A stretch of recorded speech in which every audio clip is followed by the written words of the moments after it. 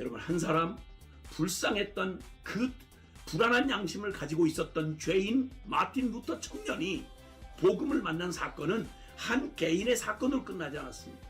그가 깨닫고 나서 95개 조항의 반박문을 붙인 것이 종교개혁의 도화선이 되었습니다.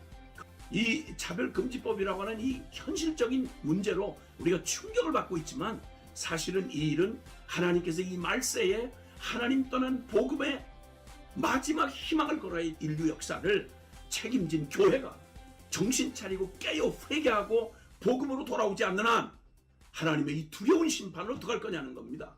길은 딱 하나예요. 예수께서 요한복음 14장 6절에 내가 곧 길이요 진리요 생명이니 나로 말미암지 않고는 아버지께로 올 자가 없느니라.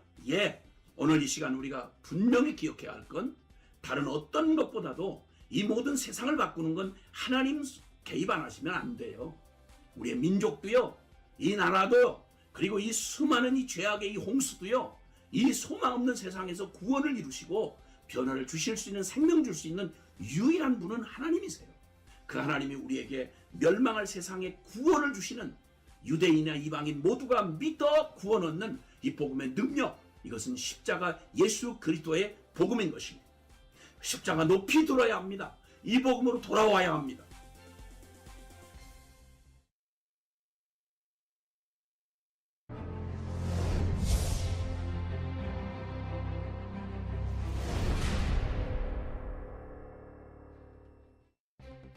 김용희성 기사입니다. 차별금지법 바로 알기 아카데미에 참여하게 돼서 참 기쁩니다. 우리는 지금 해야 할 일을 반드시 지금 해야 합니다.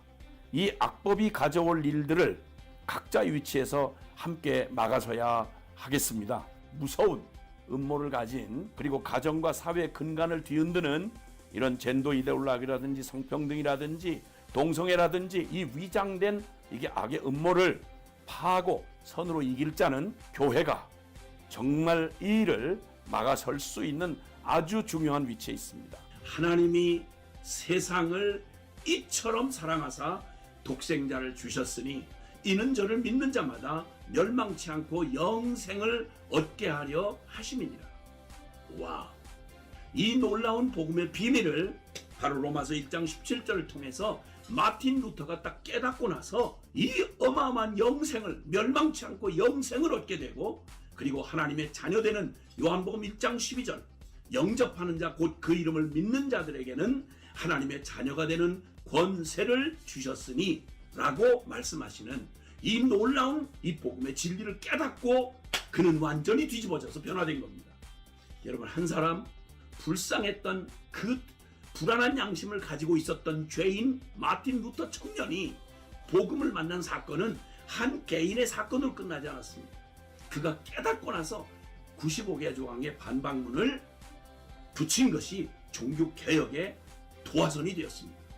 이 차별금지법이라고 하는 이 현실적인 문제로 우리가 충격을 받고 있지만, 사실은 이 일은 하나님께서 이 말세에 하나님 떠난 복음의 마지막 희망을 걸어야 인류 역사를 책임진 교회가 정신 차리고 깨어 회개하고 복음으로 돌아오지 않는 한 하나님의 이 두려운 심판을 어떡할 거냐는 겁니다. 길은 딱 하나예요. 예수께서 요한복음 14장 6절에 내가 곧 길이요 진리요 생명이니 나로 말미암지 않고는 아버지께로 올 자가 없느니라. 오늘 이 시간 우리가 분명히 기억해야 할 건, 다른 어떤 것보다도 이 모든 세상을 바꾸는 건 하나님 개입 안 하시면 안 돼요. 우리의 민족도요, 이 나라도요, 그리고 이 수많은 이 죄악의 이 홍수도요, 이 소망 없는 세상에서 구원을 이루시고 변화를 주실 수 있는, 생명 줄 수 있는 유일한 분은 하나님이세요. 그 하나님이 우리에게 멸망할 세상에 구원을 주시는, 유대인이나 이방인 모두가 믿어 구원 얻는 이 복음의 능력, 이것은 십자가 예수 그리스도의 복음인 것입니다. 십자가 높이 들어야 합니다. 이 복음으로 돌아와야 합니다.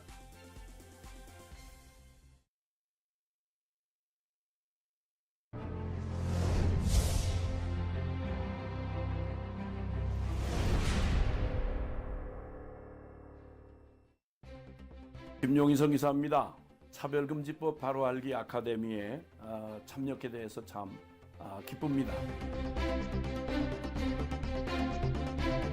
우리는 지금 해야 할 일을 반드시 지금 해야 합니다.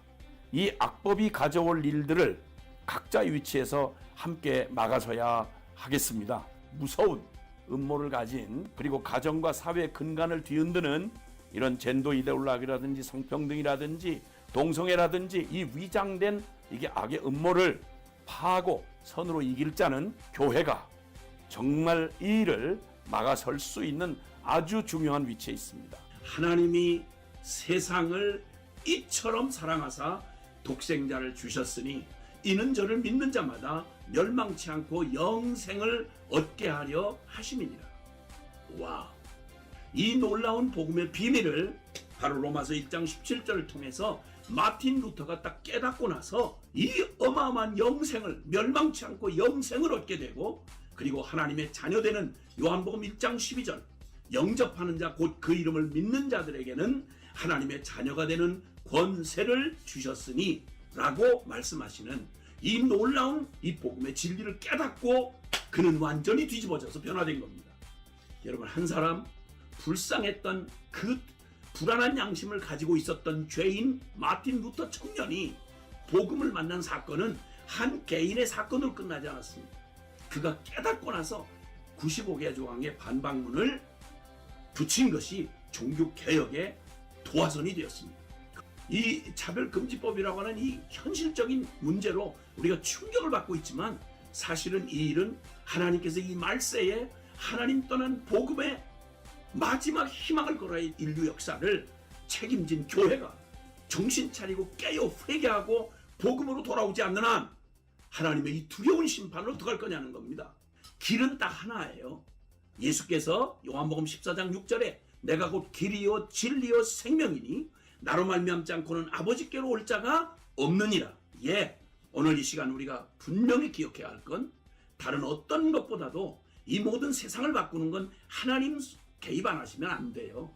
우리의 민족도요, 이 나라도요, 그리고 이 수많은 이 죄악의 이 홍수도요, 이 소망 없는 세상에서 구원을 이루시고 변화를 주실 수 있는, 생명 줄 수 있는 유일한 분은 하나님이세요.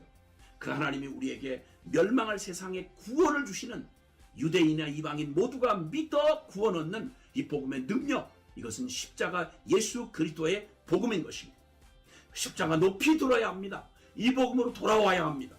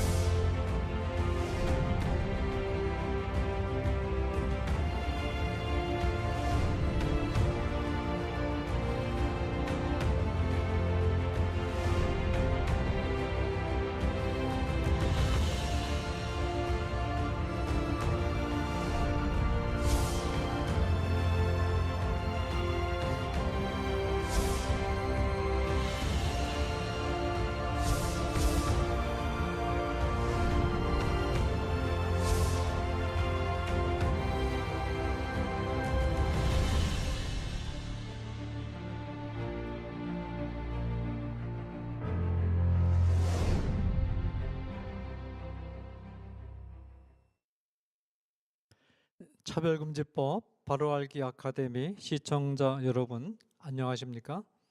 저는 차별금지법 바로알기 아카데미 운영위원으로 섬기고 있는 이상원 교수입니다. 2022년 3월 4일 금요일 오후 2시 제63회 차별금지법 바로알기 아카데미 강의 일정을 시작하겠습니다. 원래 오늘은 김인영 장로님께서 사회 진행을 맡을 순서였는데 지난 시간 김용의 선교사님의 강의 사회 진행을 제가 했고, 또 오늘 김용의 선교사님께서 지난 시간에 이어서 후반부 강의를 해 주실 예정이어서 사회 진행의 연속성을 유지하기 위해서 제가 이번 주 사회도 같이 진행하는 것이 좋겠다는 의견이 있었습니다. 이 의견을 존중해서 이번 주 사회 진행을 제가 하게 된 점을 양해해 주시면 고맙겠습니다. 우리 시청자들께서 바쁜 일정 중에도 특별히 시간을 할애해서 차별금지법 바로알기 아카데미 실시간 강의를 시청해 주시고 또 기도해 주시고 재정적으로 또 후원해 주셔서 깊은 감사를 드립니다. 현재 차별금지법 바로알기 아카데미는 276개 채널에 연결되어서 동시에 송출되고 있으며 369만 명의 구독자가 시청하시는 중에 있습니다.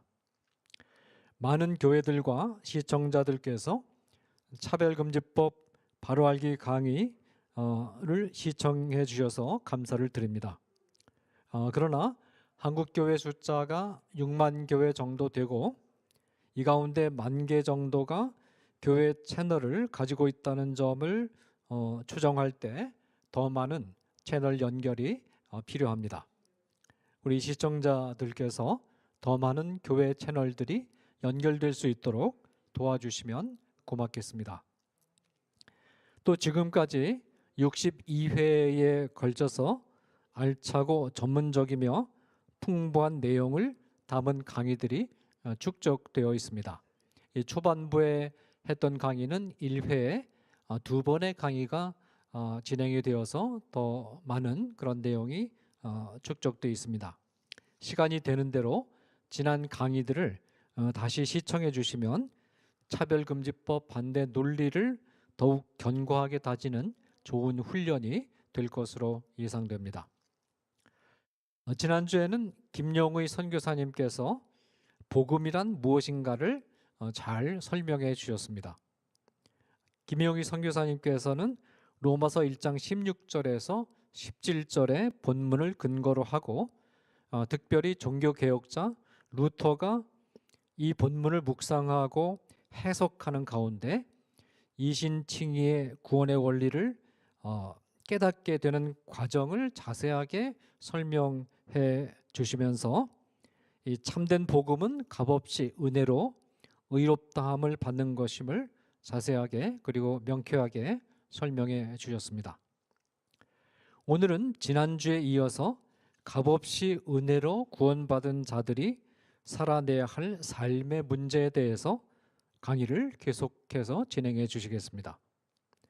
지난번과 같은 방식으로 김용희 선교사님께서 사전에 녹화하신 동영상을 보내주셨습니다. 제목은 동일하게 다시 한번 우리는 지금 해야 할 일을 반드시 해야 합니다 라는 제목으로 강의를 진행해 주시겠습니다. 많이 시청해 주시면 고맙겠습니다.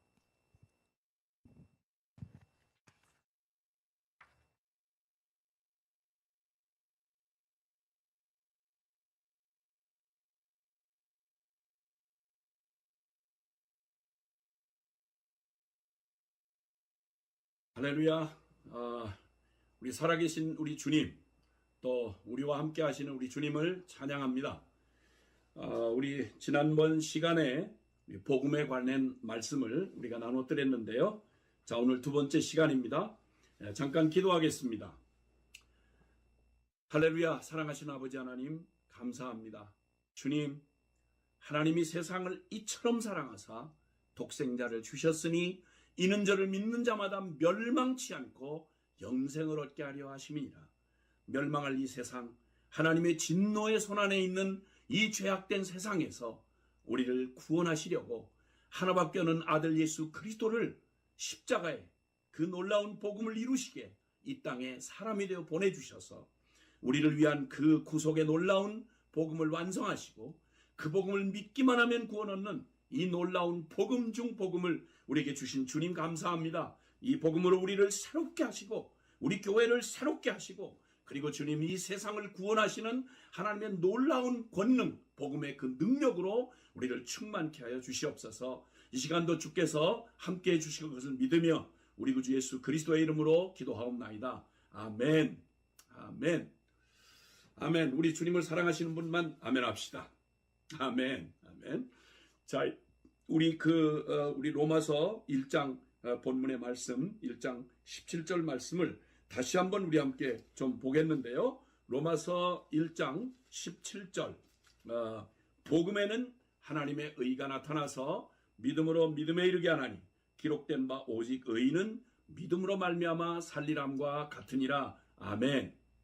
지난번 시간에는 하나님이 우리에게 주신 복음, 과연 어떤 복음인가? 라고 하는 것을 말씀 나눴습니다. 복음은 간단하게 말해서 예수 그리스도이십니다. 성경을 통해서 누누이 약속해 오셨던 인류를 타락한 허물과 죄로 죽어서 죄곧 나요 나고 죄였던 이런 존재적 죄인인 우리, 스스로는 어떤 희망도 가능성도 없는 우리 인간에게 주님 구원받을 오직 단 하나의 복음을 주셨는데 그것은 자기 백성을 저희 죄에서 구원할 자라는 의미의 이름을 가진 예수, 바로 하나님의 아들, 바로 예수 그리스도 말입니다. 그 그리스도 구원자라는 말씀이죠.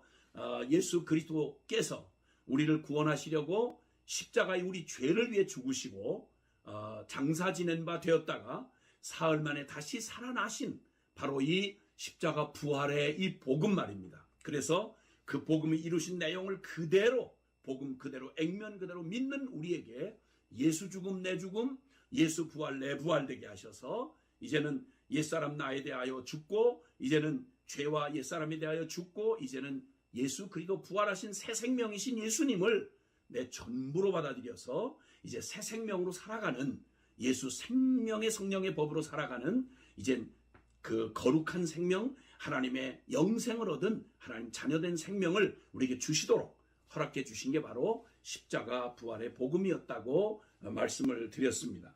자, 그런데 오늘 이 복음 말입니다. 하나님 편에서는 완전하게 값없이 은혜로 우리에게 주시는 복음이었죠. 은혜의 복음.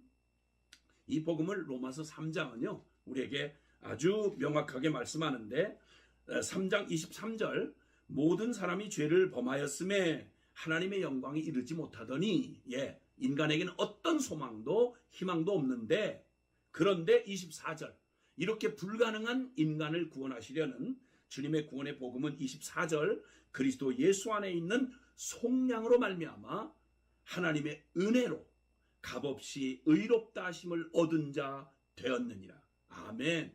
바로 이것이죠. 이 복음을 우리에게 주셨습니다. 자, 그런데 이 복음은 주님께서 이 복음을 완전히 하나님 주시는 하나님 편에서는 100% 완전한 영원한 복음을 하자없는 복음을 완전히 주셨습니다. 그런데 이 복음은 철저한 전제가 있습니다. 복음에는 하나님의 의가 완성된 하나님의 의가 있는데 우리에게 이 죄와 상관없이 의롭다함을 받을 모든 것을 다 갖춘 완전한 복음이 있는데 그 복음은 어떤 전제 조건이 있는가 하니 믿음으로 믿음에 이르게 하나니 기록된 바 오직 의인은 믿음으로 말미암아 살리람과 같으니라. 아멘. 그러니까 거듭난 하나님의 백성은 거듭남도 오직 믿음으로 구원받고요. 그 구원받은 바된 그 우리의 새 생명도 철저하게 믿음입니다. 믿음을 벗어나서는 하나님이 약속한 복음 안에서의 이 모든 축복, 그 영광, 그 능력 아무것도 우리와 상관없습니다. 복음은 철저히 믿음에 의존되어 있습니다. 그러니까 오직 예수 믿는다 이렇게 말하잖아요. 신앙생활한다, 그 믿음 생활한다 이 말이에요. 그 믿음이 무슨 믿음인지를 참 고민 안 하고 사는 분이 적지 않이 많은 것 같아요. 무슨 믿음을 사느냐? 기독교에서 말하는 믿음이란요. 긍정의 힘, 적극적 사고방식 이런 거 아닙니다. 믿음은 두 가지가 필요한데요. 첫째는 뭘 믿느냐는 믿음의 내용입니다. 무엇을 믿는가? 진리를 믿어야죠. 믿지 말아야 될 거 잘못 믿으면 그거 사기당하는 거죠. 그 예수 그리스도를 믿는 기독교의 믿음은요, 긍정의 잘 되겠지. 좋은 일 생길 거야. 아이고 치성이면 감천이지. 이 완벽한 사기입니다, 여러분. 그런 것 없습니다. 성경은 반드시 살아계신 하나님과 그분의 영원한 진리의 복음을 믿는 겁니다. 그러니까 무엇을 믿느냐, 이 내용이 굉장히 중요해요. 난 뭘 믿나? 당신은 도대체 뭘 믿는다고 하는 거예요? 지금 열심히 이렇게 교회 다니고 그렇게 유별을 떠는데 뭘 믿는다는 거야? 라고 말할 때 믿는 내용이 뭘 믿는지를, 그러니까 믿는 게 복음인데 그 복음의 내용을 모르는 거예요. 그거 얼마나 기가 막힌 일이에요. 근데 복음의 내용을 정확히 알았다 해도, 두 번째, 그 믿음이 온전히 살아있는 믿음이 되려면 첫째는 믿음의 내용이 온전해야 되고요. 두 번째는 실제성, 믿음의 실제성입니다. 죽은 믿음, 행함이 없는 믿음은 죽은 믿음이라고 그러죠. 예, 야고보서 2장 17절에 있는 말씀처럼 히브리서 11장 1절도 우리에게 말합니다. 믿음은 바라는 것, 이게 아니에요. 희망사항, 또 뭐 긍정의 힘, 이런 게 아니고요. 믿음은 바라는 것의 실상, 보지 못하는 것의 증거다. 그러므로 믿음의 선진들이 이로써 증거를 얻었느니라. 그러니까 믿음은 막 소리 지르고 막 큰 논문 발표하고 이래서 되는 게 아니고요. 믿음은 믿는 대로 행하거든요. 사람들은 자기가 믿어진 대로 행동하지, 믿지 못하는데 불안한데 거기다 자신을 걸 이유가 없고요. 다리가 조금 무너질지 모르는데 그걸 거길 걸어갈 사람 없고요. 이 물에 이게 독이 타졌는지 생수인지 모르는데 마실 사람 없는 거죠. 믿음은 반드시, 내가 믿는다고 하는 건 진짜 믿었다면 반드시 믿음은 바라는 것의 실상이다, 이렇게 말해요. 보지 못하는 것의 증거다. 그러니까 믿는지 안 믿는지는 그가 살아가는 실제 삶을 보면 저 사람 뭐 믿고 사는 사람인지 금방 드러나요. 네. 말은 거창하게 막 기독교에서 배운 교리를 다 얘기하는데 진짜 하나님을 믿는 게 아니고 저 사람 뭘 믿는지는 하나님 말씀 진리에 순종하는지 안 하는지 보면 알아요. 그 사람 돈 믿고 사는 사람인지, 아니면 사람 믿고 사는 사람인지, 지 상식 믿고 사는 사람인지, 아니면 하나님과 그 진리를 믿고 사는 사람인지는 순종하는 거 보면 알아요. 뭘 믿는 거 꼭 따라가게 돼 있거든요. 돈 믿는 사람이요, 돈 믿고 사는 사람, 돈 떨어지면 죽는 줄 알아요. 근데 은혜 못 받아도, 성경 안 읽어도, 기도 안 해도 전혀 갈등 없이 교회 왔다 갔다 하면서 그냥 적당하게 이렇게 살 수 있어요. 뭘 믿느냐? 그건 굳이 설명할 필요가 없어요. 그러므로 믿음은 실제성이에요. 그건 정말 믿는가? 이 믿음 없는 이것이, 믿음이 우리의 운명을 갈라놓습니다. 히브리서 4장 2절은요, 우리에게 말씀해 주는데요. 그 하나님의 그 놀라운 기적의 구원을 받은 이스라엘 백성들의 운명이 둘로 갈라져요. 그 엄청난 초자연적인 능력으로 살아계신 하나님이 출애굽하게 하시고 저 광야 40년 동안 매일 만나와 그리고 그 생수와 구름기둥 불기둥으로 늘 살아계신 하나님을 따로 믿을 필요가 없이 늘 하나님의 그 초자연적인 기적을 먹고 그리고 보호받으면서 살아가는 이스라엘 백성들이요, 끝끝내 광야 40년 동안 그 출애굽 구원받고 나와서 광야 가나안 땅, 약속의 땅 못 들어가고 죽은 대다수의 사람들이요, 불신으로 죽었어요. 얼마나 기가 막힌 얘기예요. 아니, 다른 사람이란 몰라도 자기들 스스로 두 눈 뜨고 보았고 애굽이란 나라에서 그들을 그 기적으로 주님 구출해 주셨고, 예? 출애굽시켜 주셨고, 홍해바다 지발로 건넜거든요. 홍해바다 제발로 건넜어요. 그리고 뿐만 아니라 날마다 만나를 매일, 주님이 하늘에서 내리시는 만나를, 매일 기적의 만나를 매일매일 먹었다니까요. 반석에서 생수가 터져 나오는 걸 그걸 들이마셔가면서 살면서도 입에서 매일 하나님 어딨냐 이거야. 이게 뭐냐 이거야. 날마다 이것만 주냐 이거야. 그래서 믿지 않고 불신앙으로 엎드려져 죽고 약속의 땅 못 들어갔어요. 20세 성인 20세 이상으로 홍해바다를 건넌 사람 중에 60만 명이었는데 60만 명, 남자만 60만 명 중에 약속의 땅 가나안까지 들어간 사람은 여호수아 갈렙 두 사람 빼고 나머지 몽땅 다 불신앙으로 죽었어요. 이걸 히브리서 4장 2절이 이렇게 말해줘요. 저들도, 저렇게 망에 엎드러진 저들도 우리와 같이 똑같이 복음 전함을 받은 자이나 그 들은 바 말씀 복음이 저에게 유익되지 못한 것은 듣는 자가 믿음으로 화합지 아니하였기 때문입니다. 자, 첫째는 똑바로 거짓말 사기치는 거짓말 말고요. 성경 가지고 막 이런 가짜로 막 풀어내는 이런 거짓 사기 속지 말아야 되는 거죠. 정확한 복음을 들어야 됩니다. 그런데 그 복음을 듣는다면 그 복음에 우리가 그게 살아계신 하나님의 말씀이며 2000년 전 아들 예수를 직접 보내셔서 직접 이루신 십자가 부활의 역사적 객관적 사실이에요. 진리예요. 근데 그걸 들었는데 꼭 옛날 얘기처럼 실제로 내 삶을 거기다가 믿음으로 내가 걸지 아니하고 그냥 신학적으로 교리적으로 동의하고 예, 알았습니다. 아이고 기초죠 뭐. 그리고 여전히 그냥 종교 생활을 하고 있다면 스스로 속이는 거예요. 똑같이 복음 전함을 받은 자이나 그 들은 바 복음이 저희에게 유익되지 못한 것은 듣는 자가 믿음으로 화합지 아니하였기 때문이다. 끔찍한 거예요. 자, 하나님이 주시는 복음이 거짓이 아니고 진실이어야 되죠. 예, 근데 그건 걱정할 필요가 없이 실제로 말씀대로 다 이루어 주셨으니까요. 근데 그 복음을 받는 우리의 믿음이 나 스스로를 속이고 그게 만약 믿음에서 부도를 맞으면 믿지도 않으면서 믿는다고 생각하고 스스로 착각을 하면서 나 교회 다니는데 뭐, 나 신학했는데 뭐, 내가 직분 있는데 뭐, 여러분 그걸로는 알 수가 없다고 성경에 누누이 이렇게 말씀했어요.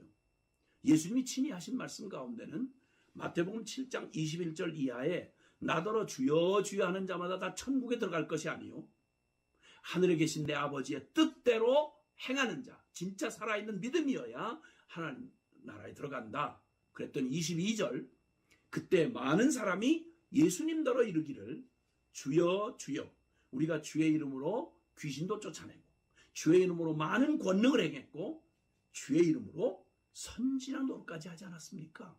라고 하리니 23절 예수께서 분명히 밝히 말씀하기를 이 불법을 행한 자들아 내게서 떠나 가라. 나는 너희를 도무지 알지 못한다.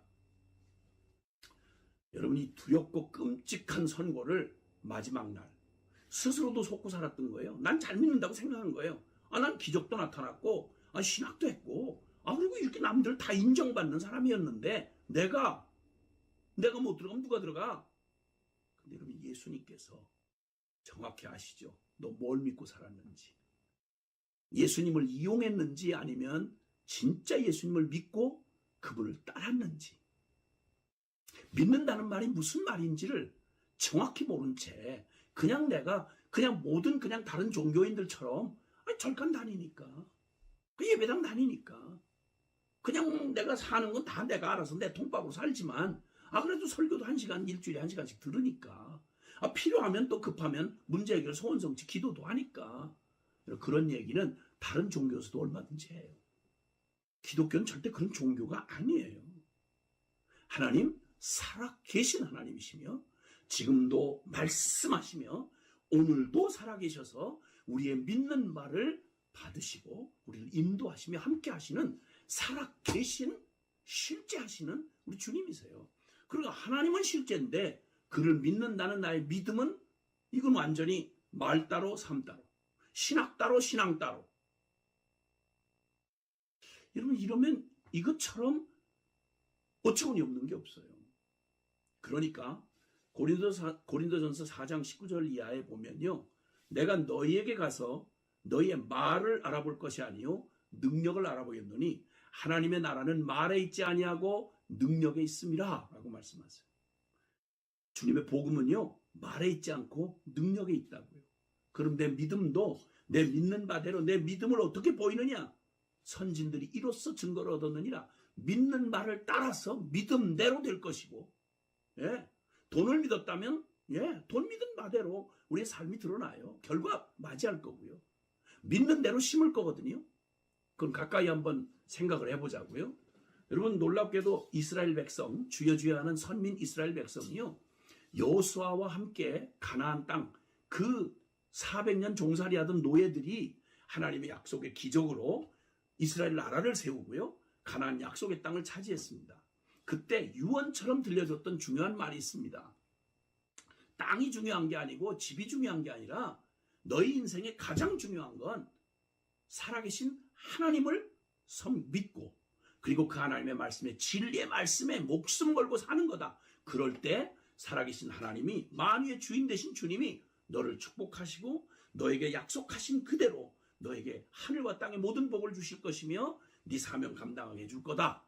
그러니까 네 자녀들에게 부지런히 눈에 보이는 집, 땅, 재산, 학벌 이런 거 말고 그건 그냥 둬도 저절로 하니까 무슨 일 있어도 너 아이들의 영적인 존재로 네 자녀들에게 하나님의 말씀과 살아계신 하나님을 섬기는 일을 부지런히 가르쳐라. 목숨 걸고 가르쳐라. 이랬는데 여호수아와 그와 함께한 사람들이 전쟁 영웅이죠. 그들이 전쟁하며 그 나라를 세우고 위대한 건국의 아비 세대들이 이제 다 늙어서 죽었습니다.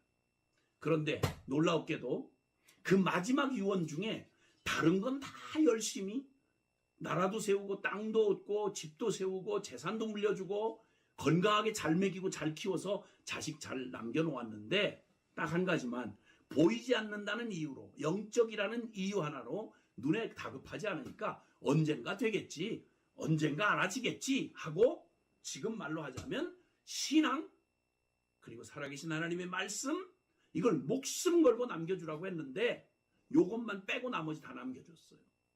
그랬더니 사사기 2장 10절에 그 성경 속에 하나님의 백성 이스라엘의 가장 암흑시대라고 말하는 뒤죽박죽 엉망진창 개판이 됐던 그 시대가 사사시대입니다. 근데 사사시대가 시작되는 단초를 거기서 우리가 발견하는데 사사기 2장 10절에 여호수아와 그와 함께한 자들이 다 열조에게 돌아가매 그 후에 일어난 세대는 여호와도 그의 행하신 일도 알지 못하였더라. 즉 살아계신 하나님도 상관없고 그분이 주신 생명의 진리 이 말씀도 아이야 개념 없더라 이거예요.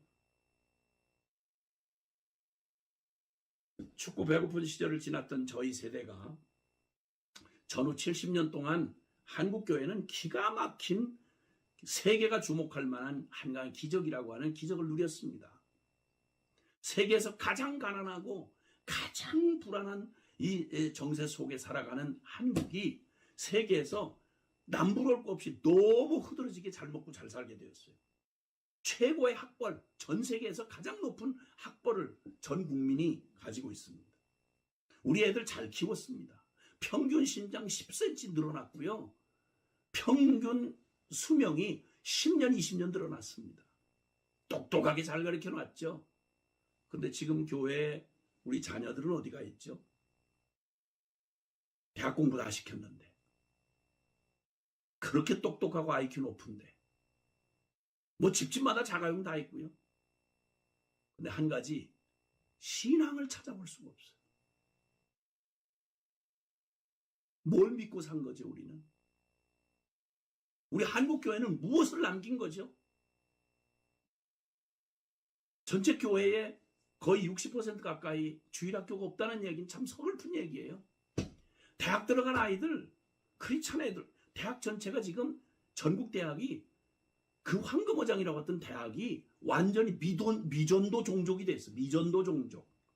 크리스찬 애들을 찾아보기가 어렵고요. 얼마나 사악하게 복음에 대해서 반복음적인지 이건 말로 할 수가 없어요. 그 우리 1000만 성도가 있다는데 자녀들이 도대체 얼마나 되는 자녀들이 있겠어요? 얘들한테 신앙을 한번 찾아보자고. 그 똑똑한 거, 그 잘난 거. 근데 이 영적인 일에는 전혀 이건 어린애 수준도 아니고 이건 완전히 죄에 대해서 그냥 완전히 무방비. 하나님의 말씀에 대해서 얼마나 무지한지 복음은 아예 고민해보지도 않았고 물론 귀한 아이들 곳곳에 있겠죠. 그런데 여러분 거의 이제 찾아보기 쉽지 않습니다. 누구 책임이에요? 이 자식들을 위해서 몸 바쳐서 일생을 바쳐서 우리들 세대 아니에요? 우리가 심은 대로 거두는 거 아니에요? 우리 중요하다고 생각하는 학벌, 대학, 죽기 살기로 몸뚱이 부서지도록 신앙생활도 못할 만큼 자식들 다 좋은 대학 보냈잖아요. 먹고 살만하게 해줬잖아요. 근데 대학 들어가는 건 그 신경 쓰면서 천당 갈 확신은 혹시 있으세요? 그 아이 천당에서 만날 확신이 있으세요? 우리 믿음은 뭐죠? 우리가 그토록 공부했던 제자훈련, 매주일 듣는 설교, 그 열심히 따던 기도, 뭘 구한 거지요? 이건 변명하기 위해서가 아니고요. 돌아보면 알아요. 뭘 믿었는지, 무엇을 심었는지, 그게 그대로 드러나니까요. 심은 대로 거둔다고 했으니까요. 믿은 대로 된다고 했으니까요. 자, 어쨌든 이렇게 믿음은 우리에게 주신 이 짧은 일생만이 아니라 우리의 영원한 운명을 천국에서 보내냐 지옥에서 보내냐, 이거 우리 믿음에 달려 있어요. 이 완전한 복음의 영광과 능력과 축복을 누리는 다른 건 학벌도 아니고요. 잘난 것도 아니고 집안 배경도 아니고요. 똑똑한 것도 아니고요. 아무 차별 없이 오직 믿기만 하면 된다고 말했어요. 그러면 적어도 다른 건 다 몰라도, 통장 잔고는 혹시 몰라도, 내 미래에 대한 다른 보장은 없어도 확실해야 될 게, 내 믿음은 안녕하신가? 난 진짜 믿을 걸 제대로 믿고 있으며 그 믿음은, 내가 고백하는 신앙 고백은 나한테 지금도 실제인가? 이거 묻지 않을 수가 없잖아요. 사랑하는 성도 여러분, 여러분 믿음은 안녕하십니까? 믿음이 우리의 운명을 완전히 바꿔 갈라놓는 거예요. 복음 걱정할 필요 없어요. 복음은 살아계신 하나님이 그의 아들을 십자가에 죽이기까지 이미 이루셨어요. 복음대로 반드시 될 거예요. 세상 역사 걱정하실 필요 없어요. 요한계시록이 말하잖아요. 세상이 결국 어떻게 갈 것인지, 어떻게 스스로 파멸의 길로 걸어갈 건지, 그 속에서 하나님은 어떻게 교회를 통해서 구원 역사를 이루어 가실지, 주님 다 우리는 막막한 미래를 걸어가는 게 아니라 하나님이 약속한 너무도 분명한 미래를 가지고 우리는 믿음으로 지금 이 사명 감당하면서 걸어가는 거예요. 그러니까 걱정은, 하나님 걱정은 할 필요가 없어요. 문제는 그 살아계신 하나님을 믿는다는 우리의 믿음이 과연 살아있는 믿음이냐, 산 믿음이냐, 역사하는 믿음이냐, 그 말이에요. 복음에 하나님이 주시는 복음이 100이라면 이 복음을 누리는 운명이 전체 걸려있는 우리의 믿음의 100이에요. 복음도 100이어야 되고, 복음을 믿는다는 우리의 믿음도 복음과 내용이 다르면 안 돼요. 하나님 살아계시다고 고백한다면 우리의 믿음도 살아계신 하나님을 믿는 믿음이어야 돼요. 그분이 거룩하시다고 고백한다면 우리의 삶도 거룩해야 되는 거예요. 이거의 모순을 가지고 말장난할 이유가 없잖아요. 성경은 그런 말을 복잡하게 한 적이 없어요. 주님 앞에서 온전하게, 그리고 우리의 믿음이 우리의 운명을 바꿔내요. 여러분, 다 죽기로 작정되었던 여리고성, 거기서 우리는 운명이 완전히 뒤바뀐 사람을 봅니다. 죽기로 이미 바쳐진 바 된 여리고의 기생이었던 기생 라합이요, 구원받을 뿐만 아니라 주님의 이 세상의 그 믿음의 족보에 드는 아주 중요한 역사의 인물이 됐는데, 그 죽도록 정해진 그 운명이 이렇게 귀한 역사의 주인공이 된 건 딱 하나 믿음이었어요.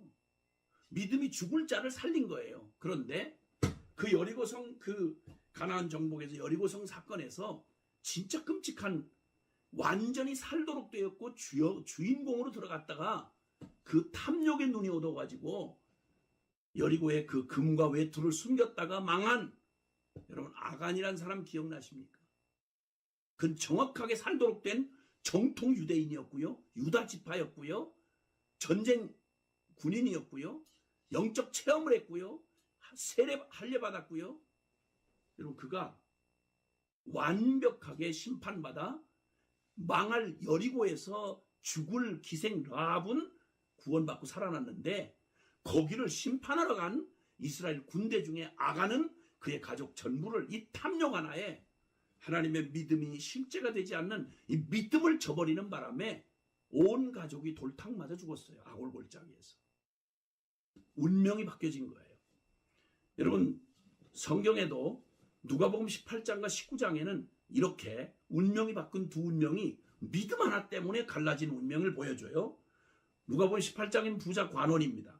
평생 율법 지키고 주님 앞에 사랑받을 만큼 그렇게 진실하게 살았던 모태신앙이요, 청년이요, 유대인이요, 거기다가 또 관원이요, 권력, 젊음, 그리고 율법에 열심히 있고 최선을 다했던 사람입니다. 그런데 주님께서 내가 어떻게 뭘 더해야 영생을 얻겠습니까? 그럴 때 그의 믿음의 실상이 드러났습니다. 너 돈이냐 영생이냐? 그는 절대 돈을 포기할 수가 없었습니다. 그가 영생을 믿는다, 하나님을 믿는다는 말은 현실적으로 돈을 포기 못하는 돈을 믿는 것보다 실제가 아니었어요. 그 실상이 드러난 거예요. 주님이 그에게 너 돈이냐 영생이냐? 그랬더니 돈이 많음으로 영생을 눈앞에 두고도 고민하면서 돌아가더라. 기가 막히죠? 그 다음 장은요. 아이야 돈 때문에 인생 확 내던져버린 인간 양심이고 민족이고 뭐 다 말아먹었던 삭개오라는 진짜 구원받기는 불가능한 죄인이 죄인 중에 대명사가 됐던 세리장이었습니다. 민족 피를 빨아먹던 사람입니다. 근데 그가 예수님을 만나서 놀랍죠? 일평생 돈 때문에 일생을 다 포기하고 내던졌던 그가 복음의 영생 앞에서 그는 돈이 아닌 영생을 취했습니다. 믿음으로 말이죠. 누가복음 19장 10절은 인자에 온 것은 잃어버린 자를 찾아 구원하려 함이라. 누구를 두고 하는 말인 거 아니? 삭개오 두고 하는 말이었어요. 이 두 사람의 운명, 하나는 너무 세련됐고 나 존경받고 다 천국 갈 거라고 전부 믿었던 사람입니다. 근데 그가 고백하고 외적으로 했던 그의 마음 중심은 천국이 실제가 아니라 돈이 실제였습니다. 그는 누구한테도 변명할 여지 없이 그의 믿음이 부도를 맞고 영생이 멀어서 못 잡은 게 아니라 그 마음의 벽을 못 넘어서 돈을 붙드느라고 영생을 놓쳐버리고 말았습니다. 아이야 소망 없던 삭개오, 그는 그 결정적 순간에 그는 그 일생 돈을 행복을 줄 거라고 부둥켜 안고 그리고 발악을 하면서 세리장이 되기까지 양심 팔아먹고 민족 팔고 했던 그가 돈이 아무것도 아니라는 사실을 비참한 그 운명을 깨닫고 그는 영생을 택하면서 말하지 않는데도 돈을 다 나눠주겠답니다. 사람이요 겉봐서 잘 몰라요. 사람 전부 사실은 인간은 내면적 존재거든요. 이 두 사람의 뒤바뀐 운명, 이건 오직 믿음이었습니다. 자, 그러면 여러분, 내 믿음은 안녕하신지 묻지 않을 수가 없어요. 왜 교회가 이 어마어마한 복음을 갖고 우리가 믿는 바 살아계신 하나님과 그 놀라운 주님의 약속을 가지고 있는 이 교회가 순종하여 기도하기만 하면, 여러분 지금 우리가 여러 가지 우리의 해야 할 사회적 책임 또 내지는 뭔가 분별하고 또 싸우고 투쟁해야 될 일이 참 많습니다만은, 그러나 그 모든 노력에도 불구하고요, 그 모든 노력이 정말 우리의 바른 것이 되려면 여러분 차별금지법만 문제겠습니까? 대표적인 얘기가 그거죠. 끊임없는 이 하나님을 반역하고 이 죄에 타락한 세상이 몸부림 많은 이 모습은요, 주님 오실 때까지 더하면 더했지 덜하지 않다고 성경이 말했어요. 그럼 날마다 우리의 이 싸움이 헛된 싸움이 되지 않으려면 놀랍게도 먼저는 우리가 복음이 생명이 돼야 됩니다. 복음이 생명이 된 사람은 하나님을 실제로 믿기 때문에 우리의 하나님이 일하실 수 있는 유일한 약속, 너희가 내게 구하라. 내가 너희에게 응답하겠다. 너희는 먼저 그의 나라와 그의 의를 구하라. 그리하면 이 모든 걸 너희에게 더해 주시리라. 예, 맞습니다. 우리의 모든 선한 활동과 모든 노력, 가상한 일이지만 그건 철저한 전제가 필요합니다. 하나님이 하셔야 되는 전제입니다. 그러면 하나님이 하실 수 있는 건 하나님의 통로된 우리 교회가 이 복음의 생명력을 회복하는 겁니다. 그리고 우리의 거룩함을 회복하고 살아계신 하나님과 살아있는 참 믿음으로 우리가 기도할 때, 하나님의 약속을 믿고 그의 이름의 권세를 가지고 기도할 때 너희가 내게 구하면 열방을 내게 주리라고 말씀하신 하나님의 응답과 기적을 보게 될 것입니다. 하나님 살아 계십니다. 우리의 믿음은 허구가 아니고 정신통일이 아닙니다. 살아계신 주님과 동행하는 놀라운 하나님의 약속으로 우리에게 주어진 권세입니다. 이 세상 역사의 운명은 교회에 달렸고요, 교회인 바로 우리의 순종에 달려 있습니다. 자, 우리의 믿음은 정말 안녕하신지 묻지 않을 수가 없습니다. 앞서 말씀드린 대로 믿음이라고 말할 때 첫째는 믿는 내용이 정확해야 된다. 두 번째, 그 믿음의 실제성, 즉 산 믿음이 되어야 한다라고 하는 말씀을 드렸습니다. 자, 그러면 우리의 믿음을 주님께서 우리 교회를 세우시고 또 우리 안에 요구하시는 믿음이 다른 게 아니고요. 내가 이 교회를 이 반석 위에 세우겠다고 하신 마태복음 16장 16절에서 18절 사이에 보면 주님이 어디에다가 교회를 세우겠다 하셨는가 하니 너희는 나를 누구라고 하느냐 라고 하시는 주님의 물음에 베드로의 유명한 신앙 고백이 나옵니다. 주는 그리스도시요 살아계신 하나님의 아들이시니이다. 예수는 그리스도이시며 그리고 살아계신 하나님의 아들이신 당신이 나의 주님이십니다 라고 하는 고백입니다. 그랬더니 이 신앙 고백, 즉 믿음의 고백을 받으시고는 바요나 시모나, 요한의 아들 시모나, 내가 복이 있도다. 그걸 너에게 알게 한 건 혈육이 아니고 하나님이 알게 하신 거다. 성령이 아니고는요, 우리의 이 산 믿음, 실제 믿음, 이게 안 되는 거예요. 성령께서 우리를 복음을 깨닫게 하시고 믿게 하시고 순종케 하시고 그 복음을 받아들이게 하셔서 이 복음이 죽은 관념이나 종교적 고백이 아니라 살아있는 생명이 되게 하시는 우리 이 성령님의 역사로만 가능하다라고 말씀하시면서 내가 이 반석 위에 내 이름을 반석이라고 할 베드로라 할 것인데 이 반석 위에 즉 교회는 건물이 아니고요. 조직이 아니고요. 이론이 아니고요. 예수 그리스도를 생명으로 만난 거듭난 심령을 가진 주의 백성들의 모임. 이게 교회입니다. 내가 이 고백 위에 나의 교회를 세울 것이다. 그리고 이 반석 위에 세울 것인데 음부의 권세가 이 지옥의 권세가 사망 권세가 사탄의 권세가 이기지 못할 감당하지 못할 거라 이 말입니다.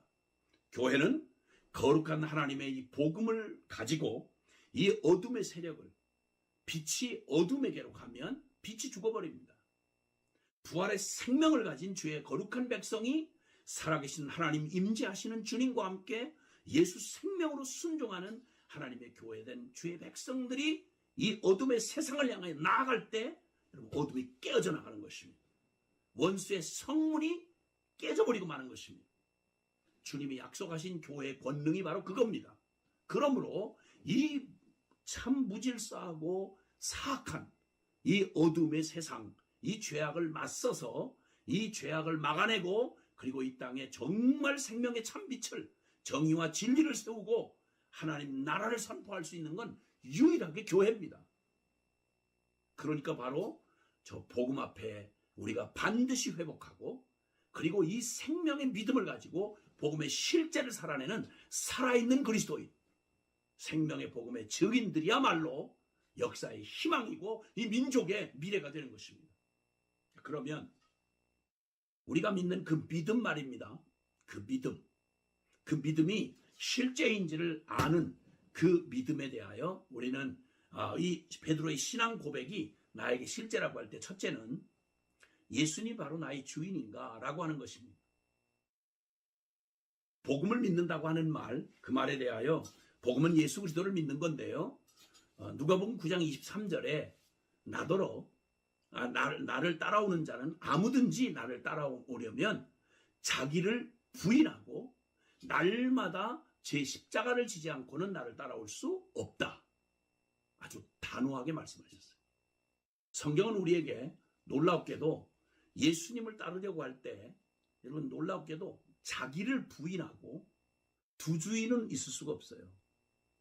예수님 당신은 나의 주인입니다 라고 고백을 할 때 주님 이렇게 말할 때 성경의 표현대로 말하면 노예 시대에 진짜 생명과 모든 삶의 실제 주인이 되는 그 주인을 말할 때 주인이라고 말하는 것입니다. 그럼 예수님의 복음을 받아들였다는 말은 앞서 복음에서 말한 것처럼 허물과 죄로 죽어서 하나님의 진노의 손안에 심판의 대상이 되었던 멸망할 죄인이었던 나, 이걸 구원하려고 십자가에 내 이름과 내 자격으로 죽어주신 예수의 십자가의 죽음을 받아들인다는 말은 내가 지금까지 난 줄 알고 살아왔던 하던 이 병든 자아인 자를 부인하고 죽은 자로 십자가에 넘기고 이제는 오직 내 안에 주님이 전부의 주님으로, 나의 진짜 참 주인으로 예수님을 받아들이는 걸 말하는 겁니다. 그럼 로마서 우리 그 14장에 보면요, 7절에서 9절에 이건 특별한 어떤 영성을 가진 사람 아니고 참으로 거듭나서 그리스도를 믿는다고 말하면 어떤 이 믿음의 주님이라는 고백이 어떤 고백인지 잘 들어보세요. 우리 중에 누구든지 자기를 위하여 사는 자가 없고, 로마서 14장 7절에서 9절입니다. 우리 중에 누구든지 자기를 위하여 사는 자가 없고 자기를 위하여 죽는 자도 없도다. 우리가 살아도 주를 위하여 살고 죽어도 주를 위하여 죽나니 그러므로 사나 죽으나 우리가 주의 것이로다. 이를 위하여 그리스도께서 죽었다가 다시 살아나셨으니 곧 죽은 자와 산 자의 주가 되려 하심이니라. 아멘. 사랑하는 우리 여러분 그 주님을 주인이라고 고백할 때 이런 의미라고 하는 거 아시고 고백하셨겠죠? 이건 분명히 그 이전과 이후가 갈라지는데요. 내가 주인 돼서 살아왔던 나의 삶에서 예수님을 만나고 나면 BC와 AD로 내 삶이 바뀌어지듯이 내가 주인이라는 건 내가 내 인생 내가 고민하고 내가 결정하고 내가 스케줄 짜고 내가 버릴 수도 안 할 수도 있고 할 수도 있고 이 모든 주체가 나였잖아요. 그게 우리 인생 하나님 떠난 죄인들의 특징이었거든요. 이건 직분이 뭐냐 뭐 신학적 지식이 뭐냐 이거 아무 상관없어요. 진정으로 주님을 만난 사람은 십자가의 복음을 만난 사람에게 가장 먼저 바뀌는 게 뭐냐면 예수님을 주인이라고 그래요. 말만 주인이라고 하는 게 아니고 진짜 주인이라는 거예요. 예수님이 그 변화를 위해서 죽으시고 다시 사셨다고 말씀하잖아요. 네. 그럼 언제 내 주인이 내 인생과 삶의 주인이 완전히 바뀌었던 적이 분명히 있으실 텐데 그때는 있으셨나요? 그리고 지금도 현재형이신가요? 여러분 하루 스케줄 누가 짜죠? 주인과 종의 차이는 오늘 일과를 누가 결정하느냐가 주인이냐 종이냐를 가르는 거예요. 그럼 나 오늘 하루 내 계획이 너무 많고 내가 할 일 너무 많잖아요. 예수님이 여러분 일정에 간섭하시나요? 오늘 하루 일정? 그럼 주님 앞에 묻는 시간을 갖지 않고는 오늘 하루를 일과를 시작할 수 없을 텐데 여러분 가장 중요한 일 할 때 자녀들 전공 결정할 때 누가 주인 노릇했죠? 누가 원하는 저거를 하셨어요? 혹시 허락은 받으셨나요? 주인한테? 결혼 상대를 구하실 때 여러분 누가 주인이었나요? 실제? 교회 당회할 때 누가 실제 주인 노릇 하시죠? 우리 알잖아요. 토가놓고. 예수님은 그냥 형식상 주인인가요? 아니면 실제 주인인가요? 믿음이 실제냐 아니냐는 얘기는 바로 여기서 갈라져요. 예. 주는 주는 나에게 그리스도요 살아계신 하나님의 아들이시니이다. 이게 바로 신앙, 살아있는 신앙 고백의 핵심이에요. 누구든지 내 제자가 되려면 자기를 부인하고 날마다 저 죽은 십자가를 지지 않고는 나를 따라올 수 없다. 신앙생활이란 그거다 이 말이에요. 근데 언제 이 주인이 바뀌어 보셨죠? 장로님은 정말 주인이 내 인생의 주인 알잖아요. 누가 결정하고 누가 결제를 하는지. 의사님, 우리 집사님, 우리 자녀들 누가 삶을 결정하죠? 에이, 그렇게 믿는 사람이 있나요? 아니요. 그렇게 안 믿는 사람이 어디 믿는 사람이라고 그래요? 성경에 없어요. 예수님의 제자란 말이 시작 자체가 그거예요. 네, 자, 긴 얘기는 할 수 없겠습니다. 두 번째는 정말 그분이 예수님이 나의 주인일 뿐만 아니라 그분이 정말 나의 정말 구주이십니까? 그리스도냐 이 말이에요. 주는 그리스도시요. 예, 그리스도란 구원자를 말해요. 예수님이 정말 나의 구원자이신가? 예. 그리고 또 하나는 그분 살아계신 하나님의 아들로 우리가 고백한다는 거예요. 우리의 믿음이 하나님 정말 살아계시고 나와 함께 세상 끝날까지 함께 하겠다고 하신 그 주님이 진짜 살아계시며 그 약속을 그대로 지금도 바람을 불게 하시고 해가 뜨게 하시고 우리의 호흡을 가능케 하시는 그 하나님이 정말 내 인생 전부를 책임지시는 살아계신 하나님이라면 주님 말씀하잖아요. 마태복음 6장에도 공중 나는 새를 보라고 저 들의 백합화를 보라고 염려 근심 창고 짓고 이렇게 안 한다. 그들 다 먹이고 입히신다. 하물며 너희일까 보냐. 마태복음 6장 33절에 그 말씀 끝에 아무것도 염려하지 말아라. 오직 먼저 그의 나라와 그의 의를 구하라. 그리하면 이 모든 것을 너에게 더하여 주시리라. 여러분 제일 우리 살아있다는 말이 숨을 쉰다는 말이잖아요. 우리의 영혼이 살아계신 하나님과 함께 살아있다는 말을 영적 호흡을 기도라고 말해요. 신약 성경을 아무리 봐도요.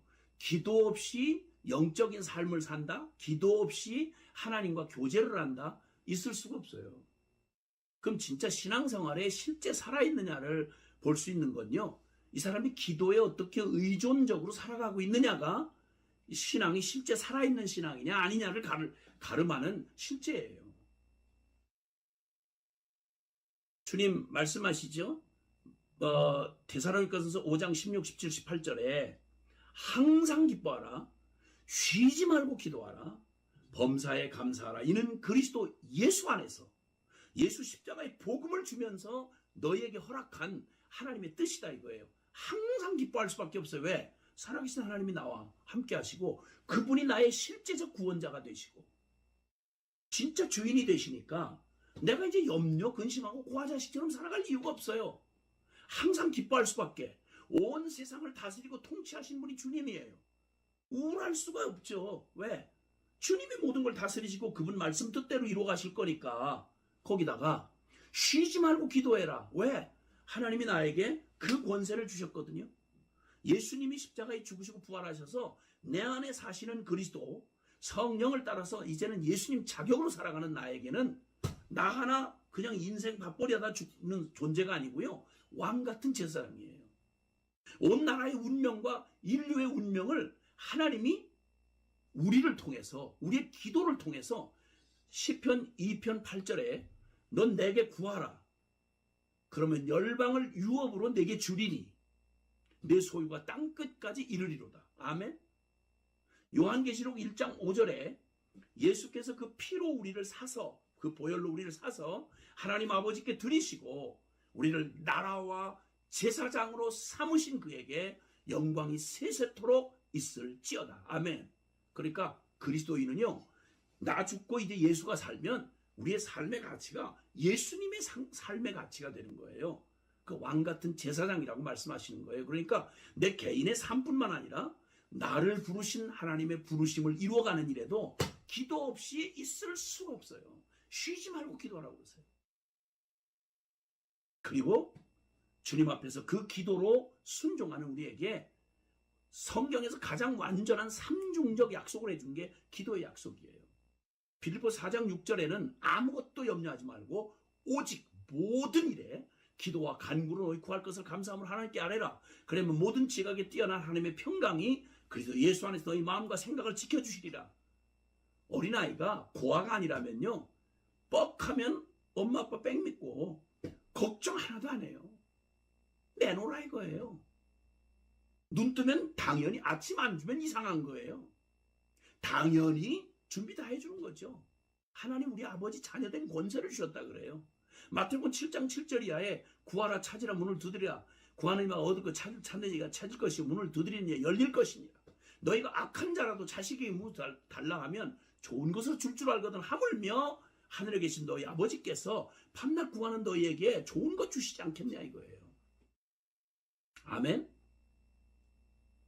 그러면 내가 살아있는 믿음이라고 말할 때 하나님이 아니 염려 근심 다 하잖아요. 다 걱정하고 사람 쫓아다니고 얼마나 바빠요. 신앙생활 못할 만큼. 근데 주님 뭐라고 그러시죠? 너 고아가 아니라고. 내가 너의 아버지라고. 구하라고. 뭐든지 구하라고. 쉬지 말고 구하라고. 아무것도 염려하지 말라고. 뭘 먹을까 마실까 입을까 걱정하지 말라고. 이건 하나님 없는 고아 같은 영적 고아들인 저들이 이방 사람들이 하는 일이요. 너희는 그렇지 않다고. 근데 교회에 기도하는 사람 보기가 쉽지 않잖아요. 그렇죠? 여러분 어떠세요? 복음 좋아요. 이제 복음을 바로 아는 건 뭐 말할 것도 없는 거고 그건 정확히 알아야 돼요. 목숨 걸고 알아야 돼요. 그걸 믿는 믿음이 오늘 현재형으로 실제 심장의 박동처럼 호흡처럼 주님과 내가 어쩌다가 일주일에 한 번씩 면회 가서 만나는 그런 분 아니고요. 천당 들여보내줄 때 티켓 주시는 분 아니고요. 그분 세상 끝날까지 항상 너희와 함께 하시리라고 약속해 주셨어요. 내가 사는 게 아니고 내 안에 그리스도가 사는 삶의 비밀을 우리에게 주셨다는 거예요. 이걸 믿는 게 크리스찬이에요. 이게 교회고요. 몇 퍼센트의 성도들이 이런 기도의 권세를 누리고 살까요? 그렇다면 이 나라 이 꼴 됐을까요?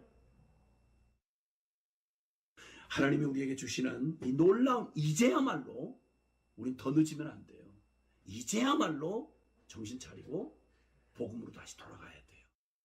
그리고 살아있는 믿음으로 주님 앞에 서야 돼요. 복음에는 하나님의 의가 나타나서 믿음으로 믿음에 이르게 하나니 기록된 바 오직 나의 의는 믿음으로 말미암아 살리라. 예, 천하 없는 복음 지식 아니라 신학적 지식 가지고 뭐 굉장한 업적하고 유명해 별소리를 다 해도요. 이런 믿음 살아있는 믿음 아니면 죄송한데 의인은 믿음으로만 살게 돼 있어요. 성능 좋은 저 고속열차도요. 내일 벗어나면 고철덩어리 되고요. 바다의 왕이라고 하는 저 고래도요. 저 모래사장으로 끌어내면 고깃덩어리 돼요. 천하 없는 기독교 생명 잃어버리면 중세 카톨릭처럼 세상의 복이 아니라 저주가 되는 거예요. 세상 역사를 암흑시대를 만들어 놓는 거예요. 우리 하나님이 우리에게 주신 한국교회에 주신 이 어마어마한 축복과 기회들 더 배불러서 우리가 기도를 멈추고 너무 잘나서 믿음으로 안 살고 이런 얘기, 이 코미디 같은 얘기는 이제 더 이상 가면 안 돼요. 코로나를 지나면서 우린 충분히 우린 교훈받았어요. 이제 너무 늦지 않아. 늦었는지도 몰라요. 지금 정신 차리고 돌이켜서 복잡한 얘기가 아니라 원래 복음으로 돌아가는 거예요. 그리고 이 살아있는 믿음으로 오직 의인은 믿음으로 말미암아 살리라. 예, 다른 건 다 몰라도 믿음에 부동하지만 안 됩니다. 믿음은 살아있는 믿음이어야 합니다. 그래서 오늘 역사를 바꾸는 믿음의 사람들, 복음을 가진 사람들, 이들을 통해서 주님은 하나님 하시는 일 보자고요. 주님 살아계세요. 주님이 겁먹으시겠어요? 이 손바닥만한 이 한국에서 남한 땅에서 뭐 버티고 뭐 난리를 친다고 주님이 쩔쩔 매시겠어요? No! 하나님 살아 계십니다. 역사하십니다. 우리 주님과 함께 이 복음으로 오직 믿음으로 역사를 바꾸는 하나님의 사람들이 될 것입니다. 할렐루야!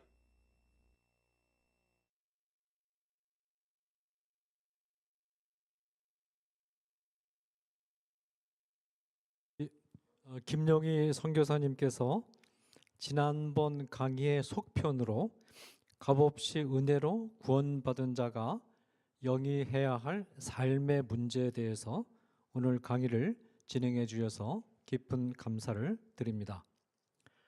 김영희 선교사님은 은혜 받은 자의 믿음은 바라는 것들의 실상이라는 히브리서 11장 1절의 말씀을 소개하시면서 성도들의 믿음은 실체가 있는 살아있는 믿음으로까지 자라가야 된다라는 점을 강조하셨습니다. 김영희 선교사님은 실체가 있는 믿음의 구체적인 모습으로 여러 본문들 인용하시면서 이제 설명을 해 주셨는데 특별히 데살로니가 전서 5장 16절에서 18절이 말하는 항상 기뻐하고 쉬지 말고 기도하고 범사에 감사하는 삶으로 구체화시켜서 말씀을 해 주셨습니다. 차별금지법이라는 악법이 대두된 오늘날의 현실에서 이 차별금지법을 막아내는 일에 헌신하는 것은 이 실체가 있는 믿음을 보여주는 중요한 그런 행위임을 실천임을 강조해 주셨습니다. 자, 오늘의 논평은 김용희 선교사님께서 강의의 결론으로 소개하신 데살로니가 전서 5장 16절에서 18절에 등장하는 소위 이제 삼행시라고 그렇게 알려져 있죠. 항상 기뻐하라, 쉬지 말고 기도하라, 범사에 감사하라라는 이 말씀이 어떤 상황에서 나온 말씀인가를 시청자들과 함께 나눔으로써 이 차별금지법 반대 운동에 임하는 우리들의 마음가짐을 이 김용희 선교사님의 강의와 더불어 함께 가다듬는 것으로 대신하고자 합니다. 이 데살로니가 전서는 바울의 2차 선교 여행 중에 고린도에 도착한 직후에 바울이 데살로니가 교회 교인들에게 보낸 서신입니다. 자, 이때 바울이 처했던 정황을 아는 것이 이 데살로니가 전후서를 이해하는 데 도움이 됩니다. 2차 선교 여행 도중 바울은 이 갈라디아 지방을 쭉 거쳐서 데살로니가 시에 도착하게 됩니다.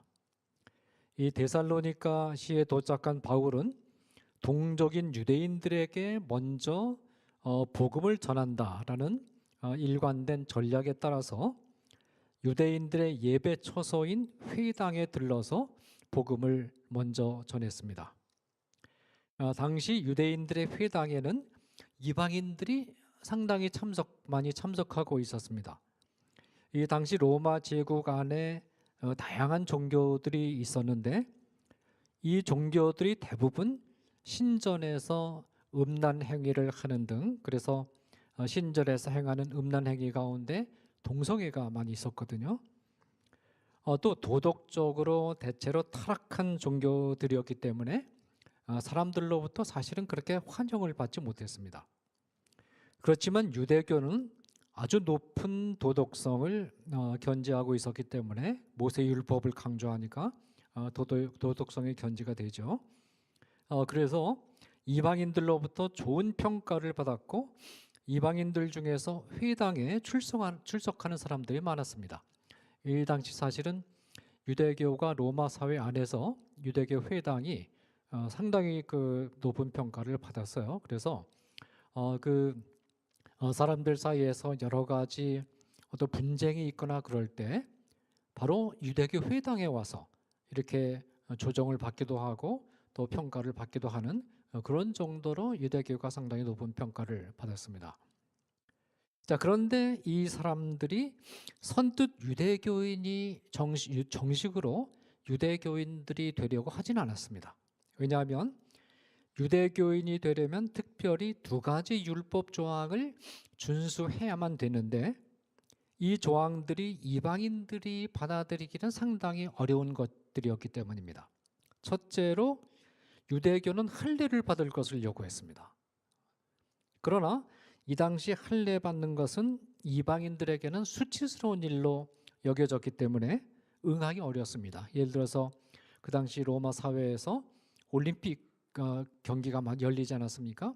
올림픽이 큰 올림픽도 열리고 작은 올림픽도 열렸는데 대체로 이제 지중해 지역이 그 온도가 따뜻하다 보니까 그 여름에는 보통 섭씨 40도까지 올라가고 하다 보니까 이 운동을 할 때, 올림픽을 할 때 전부 옷을 벗고 나체로 하는 그런 경우가 많았습니다. 그런데 할례를 받아버리면 이게 금방 표가 나니까 이방인들로부터 이게 조롱의 대상이 됩니다. 그래서 이 할례 받는 것을 굉장히 또 주저했습니다. 그 다음에 이제 둘째는 유대교인이 되면 우상 숭배에 바쳐졌던 고기를 끊어야 됐습니다. 그러나 그 당시 대부분의 고기들이 사실은 신전에 바쳐졌다가 시장에 나온 것들이었고 이 고기를 금하게 되면 이방인들의 식생활에 상당한 지장을 초래할 수밖에 없었기 때문에 그 유대교가 이제 다른 도덕적으로 굉장히 그 높은 수준을 유지하고 하는 것은 환영을 받았지만 이런 조항들 때문에 모세 율법을 좀 일방적으로 지키도록 요구를 했기 때문에 그래서 유대교의 그 정식 교인으로 등록하기는 하지는 않고 예비 교인 정도로 어정쩡하게 회당 예배에 참여하는 그런 예비 신자들이 회당에 많이 나왔습니다. 그래서 이제 사도행전은 이들을 가리켜서 경건한 헬라인들이라 그렇게 불렀습니다. 이들이 이제 바울이 회당에서 전하는 복음을 듣게 되었습니다. 그 당시 회당에서는 유대교의 어떤 랍비로 알려진 사람이 방문을 할 때 그 랍비에게 말씀을 증거하는 기회를 설교하는 기회를 이렇게 제공하는 것이 관례였기 때문에 사도 바울도 내 랍비로 알려져 있었기 때문에 회당에서 설교할 기회를 준 것이고 바울이 이제 이 기회를 이용해서 유대인들에게 복음을 전한 것이죠. 그런데 바울이 전하는 복음은 하나님 나라의 백성이 되는데 죄를 회개하고 예수 그리스도를 구주로 영접하는 것 외에는 어떤 다른 조건도 요구하지 않았습니다. 그 이전에 어떤 삶을 살았든 개의하지 않고 회개하고 예수 그리스도를 구주로 영접하기만 하면 바로 하나님 나라의 백성이 된다. 그러니까 얼마나 쉽고 문이 많이 열려 있습니까? 그런 그 복음을 전했습니다. 그러면서도 이 바울이 전하는 복음은 도덕적으로도 깨끗하고 굉장히 수준 높은 그런 생활의 전망을 제시하고 있었습니다. 이 참된 종교를 갈망하고 있었던 경건한 이 헬라인들이 바울의 복음을 듣고 바로 이거다 하고 그냥 대거 개종하기 시작한 것입니다. 그래서 이 사도행전 17장 4절에 보면 경건한 헬라인의 큰 무리와 적지 않은 기부인들이 데살로니가에서 바울과 실라를 따르기 시작했다. 엄청난 폭발적인 부흥이 일어난 것입니다. 이것이 바로 데살로니가 교회의 시발점이 되었습니다. 자, 그런데 유대교 지도자들이 나중에 발견하게 된 게 뭐냐면 뒤통수를 맞았다. 그걸 발견하게 된 겁니다. 바울이 유대교인이었기 때문에 이라고 생각하고 바울의 회당에서 가르칠 기회를 줬는데 그러면 바울이 유대교에 맞게 설교를 해야 되는데 유대교는 안 맞는 복음을 설교하니까 이게 기회를 잘못 준 거죠. 그리고 바울이 가르치는 내용이 자신들이 가르치는 내용과는 다르다는 사실을 확인하게 됐고 그리고 유대교의 잠정적인 예비교인들로 생각하고 있었던 경건한 헬라인들이 대거 바울과 실라를 따르기 시작하니까 자신들이 이거 실수했구나. 호랑이한테 말하자면 그 생선을 맡겼구나 하는 사실을 고양이한테 생선을 맡긴 거죠. 뒤늦게 깨닫고 견제에 나서기 시작한 것입니다. 그런데 그 방법이 굉장히 아주 악랄한 것이었습니다. 유대교 지도자들은 바울의 회당 설교를 중지시키고 그래서 이제 회당을 더 이상 사용할 수 없게 되니까 바울과 실라를 이 설교를 듣고 은혜 받은 사람들이 너무 무리가 많아졌기 때문에 중단할 수가 없었습니다. 그래서 장소를 옮겨서 이 그 회중 가운데 경건한 헬라인 가운데 야손이라는 사람이 있었는데 야손이 좀 집이 부자였던 것 같습니다. 야손이 자기 집을 빌려줘 가지고 야손의 집에 모여서 강론을 계속을 했습니다. 근데 유대교 지도자들이 여기서 머무는 것이 아니라 유대교 지도자들이 이 거리의 깡패들을 돈을 주고 고용을 했습니다. 용병 비슷하게 고용을 해서 야손의 집을 불법적으로 급습해 가지고 바울 일행을 체포하려고 했습니다. 그렇지만 성도들이 미리 바울 일행을 대피시켜 놓았기 때문에 바울 일행은 잡지 못하고 대신 야손의 식구들을 읍장에게 끌고 가서 내란 혐의로 고발을 했습니다. 그런데 이제 이때 읍장들은 로마인도 아니고 근데 그렇다고 유대교인도 아니거든요. 우리가 유대교 내부 문제에 관여하기를 별로 좋아하지 않았습니다. 그래서 그 별로 관심이 없었기 때문에 야 이건 너희들 문제인데 왜 나한테 가져오냐.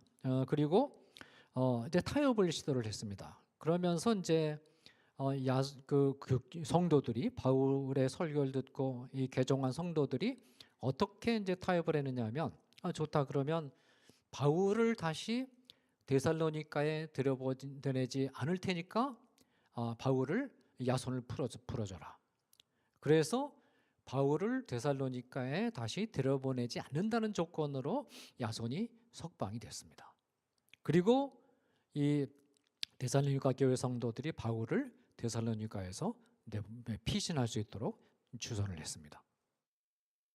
그래서 이제 이 바울은 데살로니가의 성도들에게 복음을 전하기 시작한 지 2서너 달밖에 안 된 그런 상태에서 이제 복음을 전해가지고 막 이제 그 신앙이 뽑히기 시작하는 그런 시점에서 복음의 맛을 겨우 맛보기 시작한 데살로니가 성도들을 두고 여기서부터 이제 본격적으로 몇 개월 또 1년 이렇게 가르쳐서 이 성도들을 굳건한 신앙인으로 세워줘야 되는데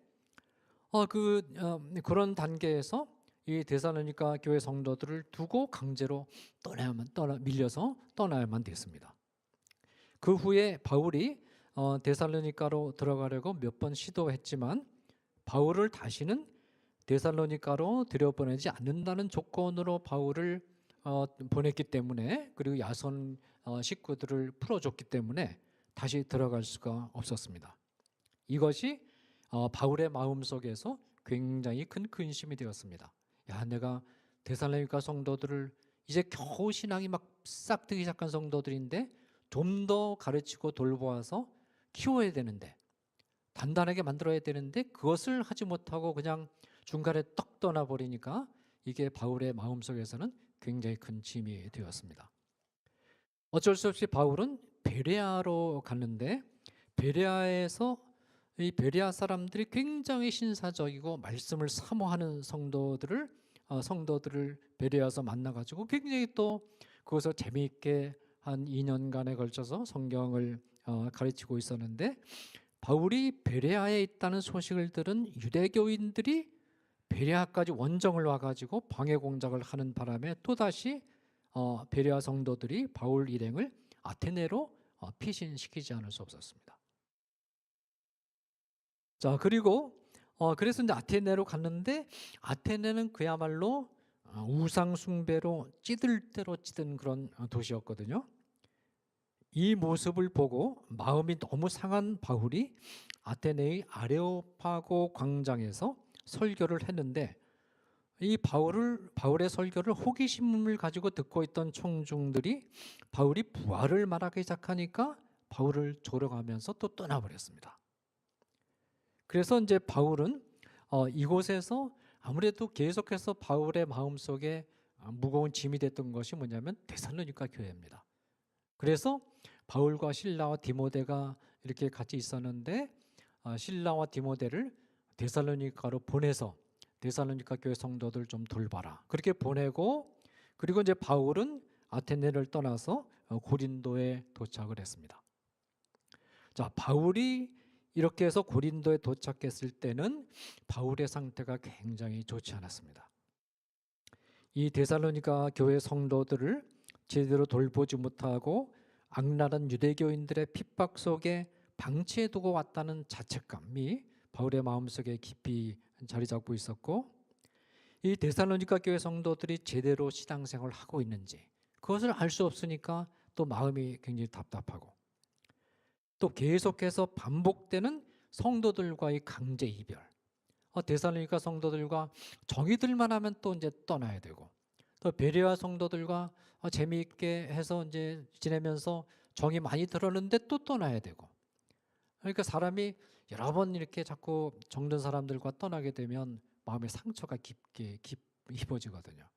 그리고 아테네에서는 속만 잔뜩 상하고 설교하다가 그냥 부활 설교하니까 다 떠나버리니까 또 그것도 마음이 상하고 아테네의 꼴을 보니까 이게 말하자면 그 속이 불이 끓어오르고 그런 상태에서 할 수 없이 또 고린도에 갔는데 이런 일들을 그 전에도 사도 바울이 루스드라라든지 이런 곳에서 굉장히 많은 핍박을 받았죠.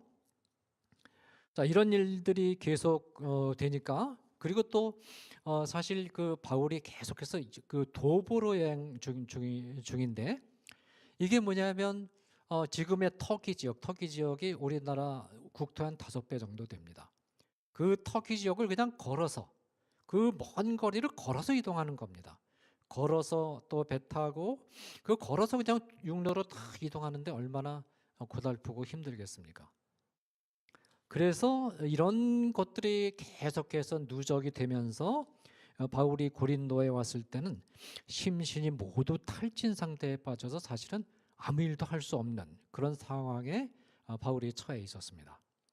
게다가 옆에 그 실라와 디모데가 굉장히 신실한 동료였는데 이 데살로니가 교인들을 돌보는 그 일 때문에 실라와 디모데는 데살로니가로 보내니까 바울이 또 혼자가 됐죠. 그러니까 더 외롭기도 하고 그래서 이때의 그 바울이 자기 자신의 상태를 고린도전서 2장 3절에서 뭐라고 표현하고 있냐면 약하며 두려워하며 심히 떨었다 그렇게 고백하고 있습니다. 바울은 굉장히 많이 지금 약해졌습니다. 또 어떤 일이 일어날지 두렵기도 하고 그렇죠? 고린도에서 사역을 시작해야 되는데 또다시 데살로니가와 베레아에서처럼 유대교인들이 방해를 일으키면 또 떠나야 되고 이런 일이 물론 바울이 믿음을 가지고 했지만은 때에 따라서는 두렵기도 하죠. 거기다가 이런 일을 자주 겪게 되면서 손발이 막 그냥 떨리는 수전증 막 같은 것도 찾아온 것 같습니다. 그냥 가만히 있어도 막 손발이 떨리는 거예요. 그러니까 이런 상황에서 자신의 그리고 또 계속해서 이렇게 사역을 좀 하려고 하면 중단되고 하려고 하면 중단되고 거기다 더군다나 아테네에서는 완전 실패했다고 그렇게 스스로가 생각을 할 수밖에 없죠. 물론 아테네 사역에 실패한 건 아닙니다.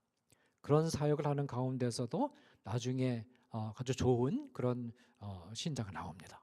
그 바울의 설교를 들은 사 중에 그래서 하나님 앞에서는 실패한 것이 아닌데 근데 계속해서 사역이 중간에 끊어지고 하니까 야 내가 사역을 이렇게 제대로 하고 있는지 그것도 확신이 자꾸 이제 떨어지고 그래서 이 고린도에 도착했을 때는 바울이 아무 일도 할 수 없었습니다. 그냥 그 탈진 상태에 있었습니다. 바로 이때 데살로니가에 보냈던 디모데와 실라가 고린도에 돌아왔습니다. 돌아와서 데살로니가 교회 성도들의 소식을 전합니다. 디모데와 실라는 데살로니가 교회 성도들이 바울이 떠난 후에 많은 핍박이 있었지만 그럼에도 불구하고 견실하게 신앙생활을 잘하고 있다라는 이런 기적 같은 소식을 전한 겁니다. 이 소식을 듣는 순간 바울이 마음속에 계속해서 천근만근 누르고 있던 마음의 짐을 순식간에 벗어버릴 수 있었습니다. 그게 순식간에 나가버린 겁니다. 그리고 자신이 지금까지 해온 사역이 의미 있는 사역이고 하나님이 함께 하시는 사역이라는 확신을 가질 수 있었습니다. 디모데와 실라가 전해주는 소식을 듣자마자 바울이 기적같이 벌떡 일어났습니다. 벌떡 일어나서 사도행전 18장 5절이 말하는 것처럼 하나님의 말씀에 붙잡혀서 유대인들에게 예수는 그리스도라 밝히 증거했다. 요 말이 바로 디모데와 실라가 와서 데살로니가 교회 소식을 전해준 그 순간입니다. 그 순간에 그 소식을 듣고 나서부터 바로 벌떡 일어나서 예수는 그리스도다, 구세주다, 구주다라는 소식을 강하게 전파하면서 고린도 교회 사역이 시작이 된 것입니다.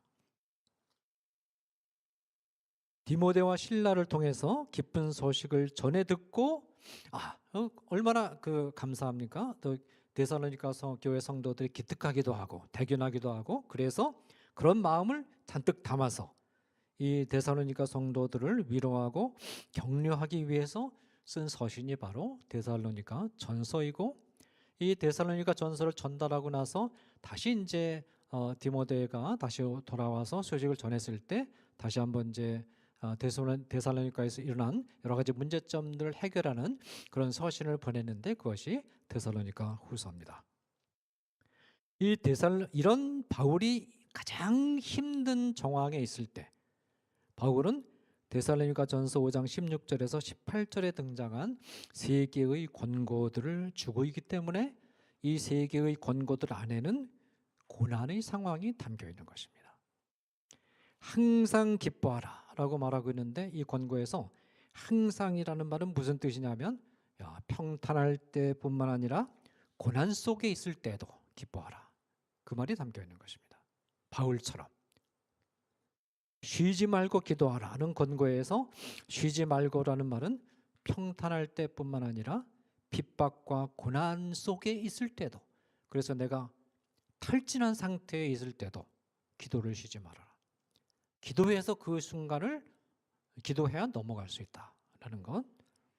또 범사에 감사하라는 권고에서 범사라는 말도 무슨 뜻이냐면 일이 잘 될 때나 일이 잘 안 풀릴 때나 변함없이 감사하라. 여일한 태도로 감사하라. 그런 뜻이 담겨 있는 것입니다. 이것이 데살로니가 전서 5장 16절 18절에 있는 세 가지 권고가 담고 있는 뜻입니다. 그렇습니다. 2007년부터 지금까지 15년이라는 긴 시간 동안 사력을 다해서 다양한 형태로 집요하고도 반복적으로 제기되고 있는 이 차별금지법을 막아내는 사역은 결코 쉬운 사역이 아닙니다. 차별금지법의 위험성에 대해서 대수롭지 않게 생각하고 아무 일 없는 것처럼 생활하고 있는 국민들과 성도들을 향해서 안타까운 마음으로 그 차별금지법의 위험성을 알려야 되고, 이런 위험성을 다 알고 있는 상태에서 운동을 하면 좀 편하겠죠. 근데 모르고 있어요, 전부. 아는 사람은 별로 많지 않습니다. 먼저 위험성을 알려서 먼저 깨워야 되니까 이게 이중적으로 힘든 일이죠. 또 국가 권력과 언론의 도움을 거의 받지 못한 상태에서 이 그 차별금지법 반대에 대해서는 도도도 안 해줍니다. 언론이 아예 무시해 버립니다. 국가 권력은 은연중에 견제를 하고 나섭니다. 그런 가운데 이 홍보 방법을 찾아내야 되니까 이 홍보 방법을 찾아내다 보니까 이 차바가 이렇게 생긴 것입니다. 또 상대 진영은 엄청난 재정 지원을 받고 있는 반면에 필요한 재정을 자비량하고 또 아쉬운 소리를 해가면서 힘들어서 모아야 되고, 하나를 겨우 막으면 그런 노력을 조롱하듯이 3개나 4개의 차별금지법 제정 시도들이 또 터져나오고, 여기 막으면 3군데 터집니다. 2군데 막으면 4군데가 터집니다. 정신이 없는 겁니다. 또 길고 지루한 법정 소송을 진행해야 되고, 또 교활하게 그리고 권력의 힘을 얻고 진행되는 입법 동향과 공교육의 현황을 모니터링하고 이런 일들을 오랜 기간 동안 반복하다 보면 고린도에 도착한 바울이 약하고 두려워하고 떨었던 것과 같은 힘든 순간이 찾아올 수도 있습니다.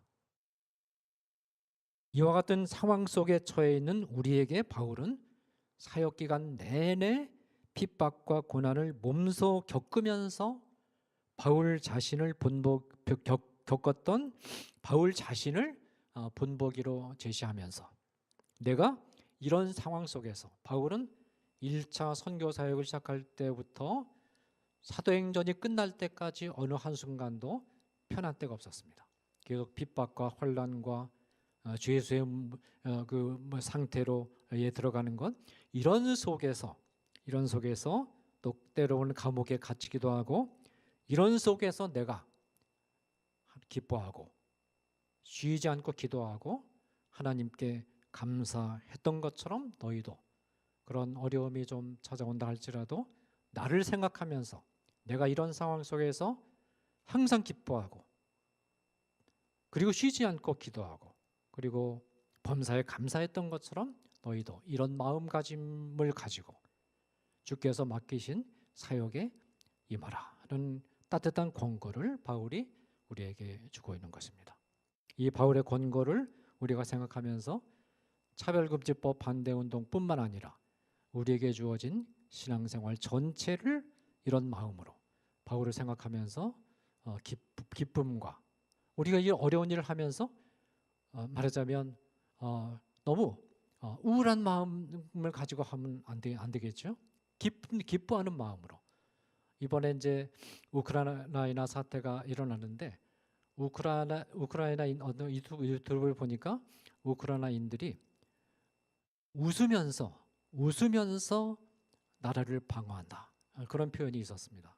제 마음에 상당히 와닿는데, 우리가 이런 일을 하면서 기뻐하면서 이 일을 해야 되고 기도하고, 그러면서 우리에게 하나님께서 주신 작은 열매들을 생각하면서 감사하면서 우리가 이 일을 행한다면 하나님께서 더 크게 은혜를 주시리라고 믿습니다. 네, 자, 논평은 이 정도로 마치기로 하겠고요. 이제 광고 말씀드리겠습니다. 네, 첫 번째 광고는 차이성 선교회 소식입니다.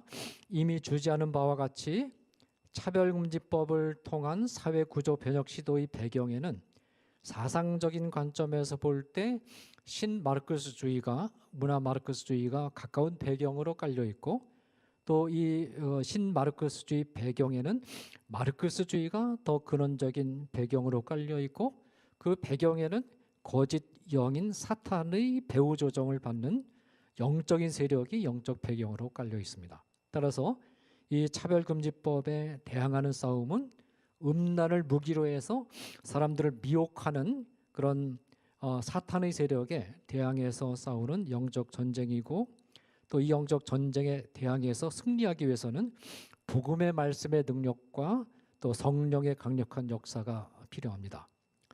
이와 같은 상황 분석에 근거해서 차별금지법을 이기는 성경 말씀 증언 선교회가 출범해서 활동을 시작했습니다.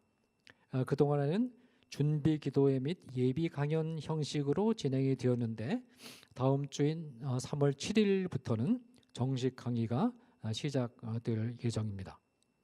현장 강의와 유튜브를 통해서 진행되는 강의에 관심을 가지고, 특별히 이 차별금지법이 우리 사회의 각 전문 영역에 다 지금 퍼져 있습니다. 그래서 이 각 전문 영역에 퍼져 있는 이 차별금지법을 분석하고 비판하고 이렇게 몰아내는 그런 작업이 필요한데, 이런 작업의 기초를 말씀에 근거해서 놓는 그런 사역이 지금 시작이 됐으니까 우리 시청자들께서 관심을 가지고 참여해 주시면 고맙겠습니다.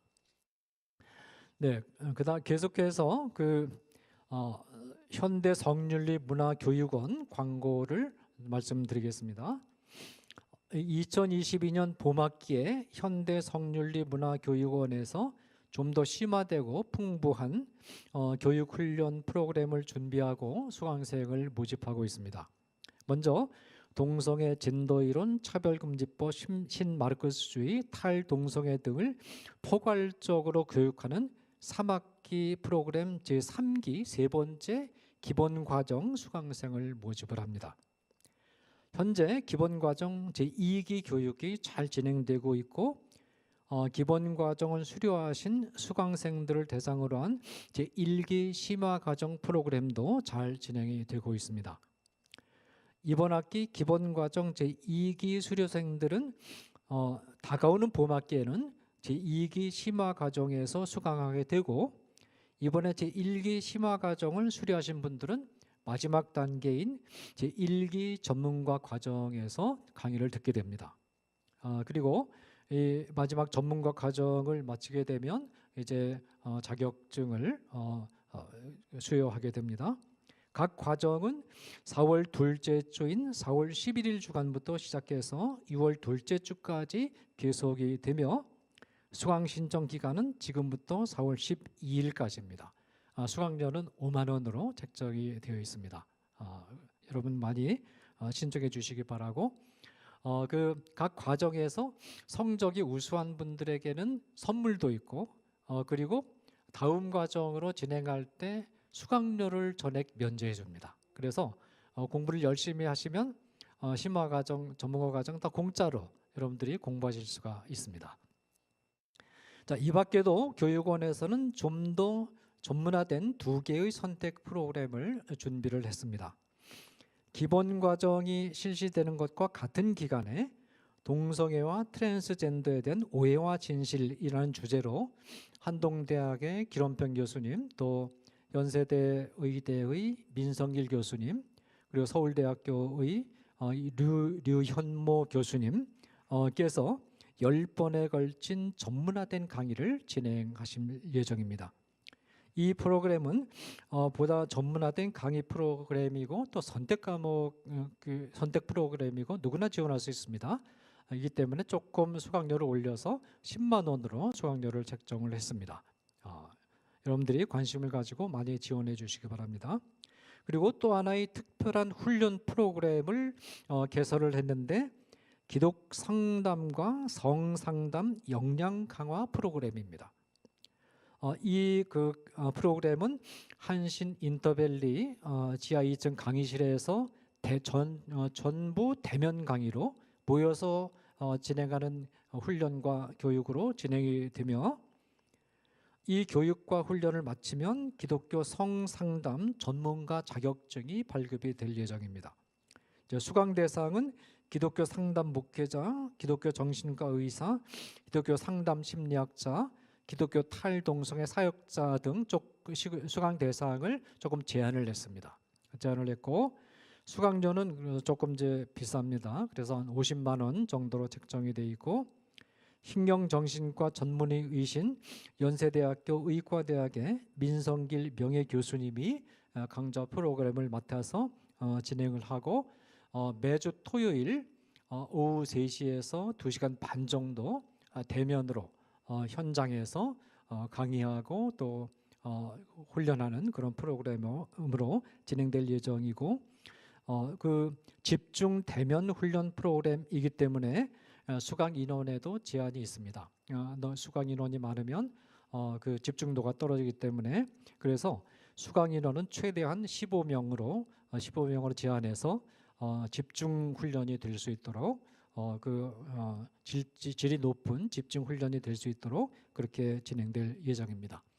이상과 같은 훈련 프로그램에 우리 시청자들께서 많은 관심을 가지고 지원해 주시면 고맙겠습니다. 자, 그다음에 그 다음으로 이제 또 한 가지 광고 사항이 있는데 지금 이제 국가인권위원회 법이 더불어민주당 이소영 의원의 발의로 지금 발의가 되어 있는 상태입니다. 이 국가인권위원회 법 안에 이 법은 일종의 교활한 우회적 차별금지법으로서 그 안에 이미 성적 지향, 즉 동성애라든지 양성애라든지 범성애 등을 포괄적으로 허용하고 있는 정당화시키고 있는 성적 지향 조항과 그리고 말하자면 남자와 여자 이외에 다른 성들도 다 제3, 제4, 제5의 성을 인정함으로써 사실상 남녀 성질서를 해체하고 가족을 해체하는 이 성별이라는 조항이 이미 들어있기 때문에 그리고 또 이 법안 안에 말하자면 이 규정을 어길 경우에 시정명령과 이행금 3천만 원에 해당하는 그런 이행금을 부과할 수 있도록 그런 강제 조항까지 이게 마련되어 있기 때문에 사실상 이게 우회적 차별금지법과 같은 그런 효과가 있습니다. 그래서 이 차별금지 국가인권위원회 법도 우리가 강력하게 반대해야만 하기 때문에 지금 국회에 입법 발의 반대 입법 제정 반대 청원을 국회 청원을 시작을 했습니다.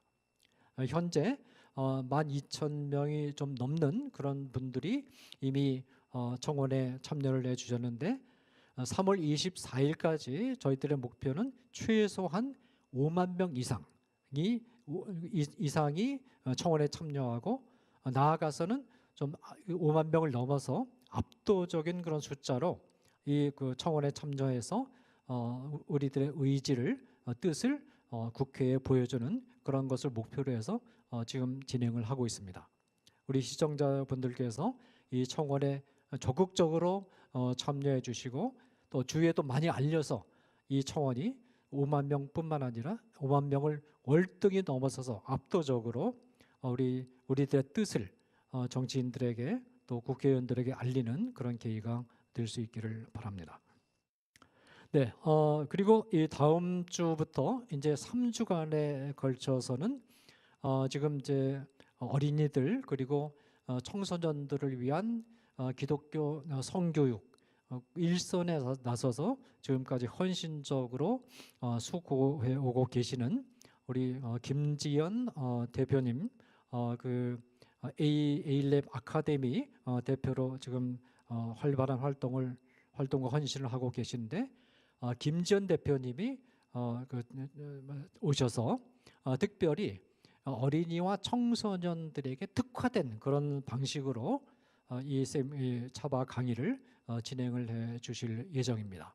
특별히 크리스찬 양육자와 10대들의 Q&A 3주 시리즈 강의 A랩 아카데미와 함께하는 차바라는 그 제목으로 특히 젊은 세대, 젊은 층들을 염두에 두고 거기에 맞는 특화된 그런 강의를 앞으로 한 3주간에 걸쳐서 시리즈로 진행될 예정입니다. 우리 시청자들께서 많은 관심을 가지고 기도해 주시고 또 시청해 주시면 고맙겠습니다. 네, 그러면 이제 같이 기도하고 제63회 차바 강의 일정을 모두 마무리하도록 하겠습니다. 사랑하는 하나님 아버지, 오늘도 예정했던 강의 일정을 차질 없이 잘 진행할 수 있도록 도우신 것 감사드립니다. 특히 지난주에 이어서 오늘 시간까지 선교 현장에서 헌신해 오신 선교사님을 세우셔서 복음의 핵심을 잘 설명해 주시고 복음을 받은 자들이 실체와 실천이 뒤따르는 믿음 생활을 하도록 하는 데까지 성장해 가야 된다는 것과 고난과 어려움 속에서도 기뻐하고 기도하고 감사해야 된다는 것을 강조해 주시고 상당한 어려움이 수반되는 차별금지법 반대 운동도 같은 마음으로 수행해야 함을 가르쳐 주셔서 감사드립니다. 지난 15년 동안 차별금지법을 제정하려는 집요한 시도들이 진행되어 왔으나 한국교회와 한국 사회를 사랑하시는 하나님께서 적절한 때에 헌신된 주의 종들을 세우셔서 법 제정을 막아올 수 있도록 도우신 것을 감사드립니다. 특별히 차별금지법 제정 시도가 본격화되고 여러 건의 차별금지법이 발의되고 준차별금지법들이 동시다발적으로 발의되고 어린이와 청소년들을 대상으로 한 공교육이 노골적으로 그 모습을 드러내기 시작하는 때에 차별금지법 바로알기 아카데미의 설립을 허락하시고 이 기관을 통해서 차별금지법의 위험성을 알리고 동성애 젠더 이데올로기에 대한 분석과 비판 교육을 진행하고 한국 사회와 교회가 지향해야 될 바른 성윤리와 성문화의 방향을 제시할 수 있도록 도우신 것 감사드립니다. 지금까지도 헌신되고 준비된 주의 종들을 세우셔서 이 중차대한 증언 사역을 수행할 수 있도록 도우신 하나님께서 앞으로도 계속해서 신실한 주의 종들을 세우셔서 국민들과 성도들을 깨우는 열매가 계속될 수 있도록 도와주시기를 원합니다. 특별히 차별금지법 바로알기 아카데미를 총지휘하시는 조영길 대표님을 은혜로 붙드셔서 이 사역을 잘 지도하실 수 있도록 도와주시기를 원하며 기술적으로 지원하기 위해서 헌신적으로 수고하는 우리 스태프들도 은혜 가운데 붙드셔서 주신 소명 잘 감당할 수 있도록 도와주시기를 원합니다. 이 모든 간구 예수 그리스도의 이름으로 기도드립니다. 아멘. 네, 감사합니다. 이것으로 모든 일정을 마치겠습니다.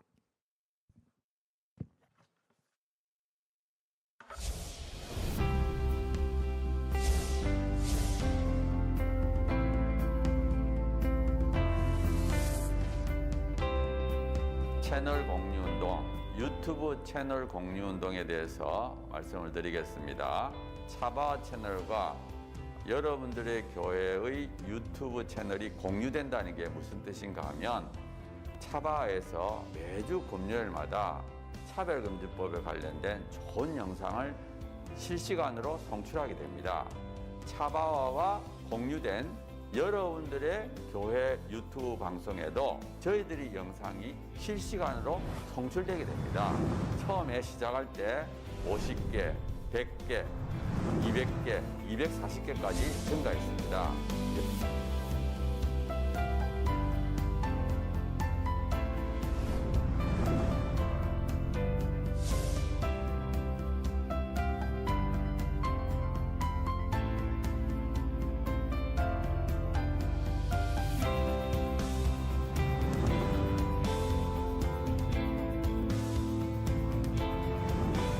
한국교회의 수가 6만여 개 되고 유튜브 채널을 10,000개라고 보면 그 10,000개 중에 10%, 1,000개가 되면 이 1,000개 채널이 나머지 10,000개에 영향을, 10,000개 채널이 10,000개 교회가 나머지 6만 교회에 영향을 미칠 수 있다. 저는 그렇게 생각합니다.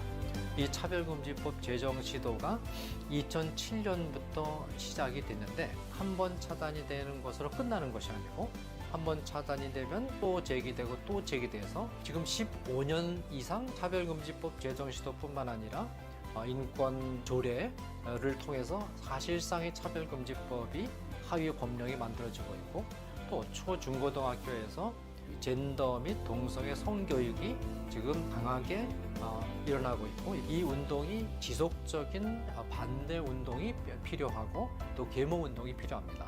여러분 섬기시는 교회 담임 목사님 은혜로운 설교를 들으셨다면 적어도 주 1회는 지금 전 세계에 가장 위협이 되고 있는 동성애 성혁명 주장들 그리고 우리 미래 세대를 음란으로 미혹시키고 거짓으로 미혹시키고 있는 이 성혁명 사상들 차별금지법 이 문제가 우리나라에서 반드시 막아내고 복음적 성인례를 반드시 지켜내는 이런 사역에 우리가 실패해서는 안 되겠습니다. 차바 강의 중에서는요, 쉬운 강의도 있고요, 또 어려운 강의도 있습니다. 쉬운 강의는 한 번 듣고 이해가 되지만요, 어려운 강의는 또 여러 번 들으실 수가 있어야지 되는데요. 이게 교회 채널을 통해서 모든 성도들에게 공급이 된다면 정말 좋겠죠.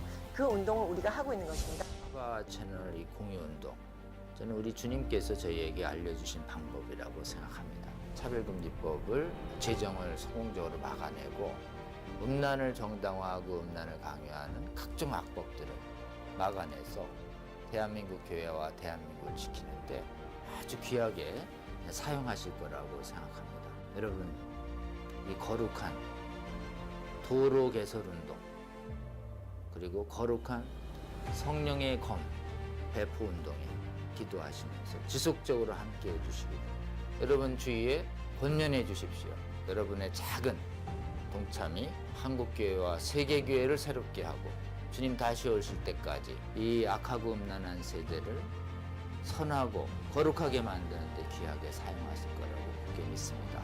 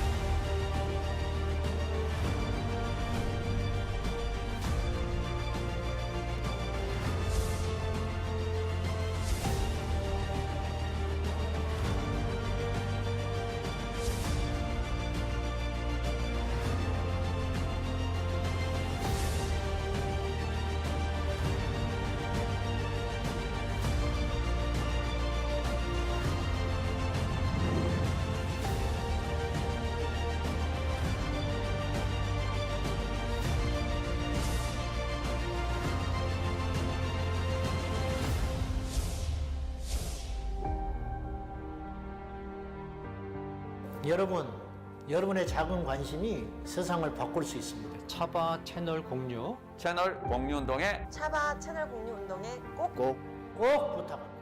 화이팅! 파이팅! 화이팅!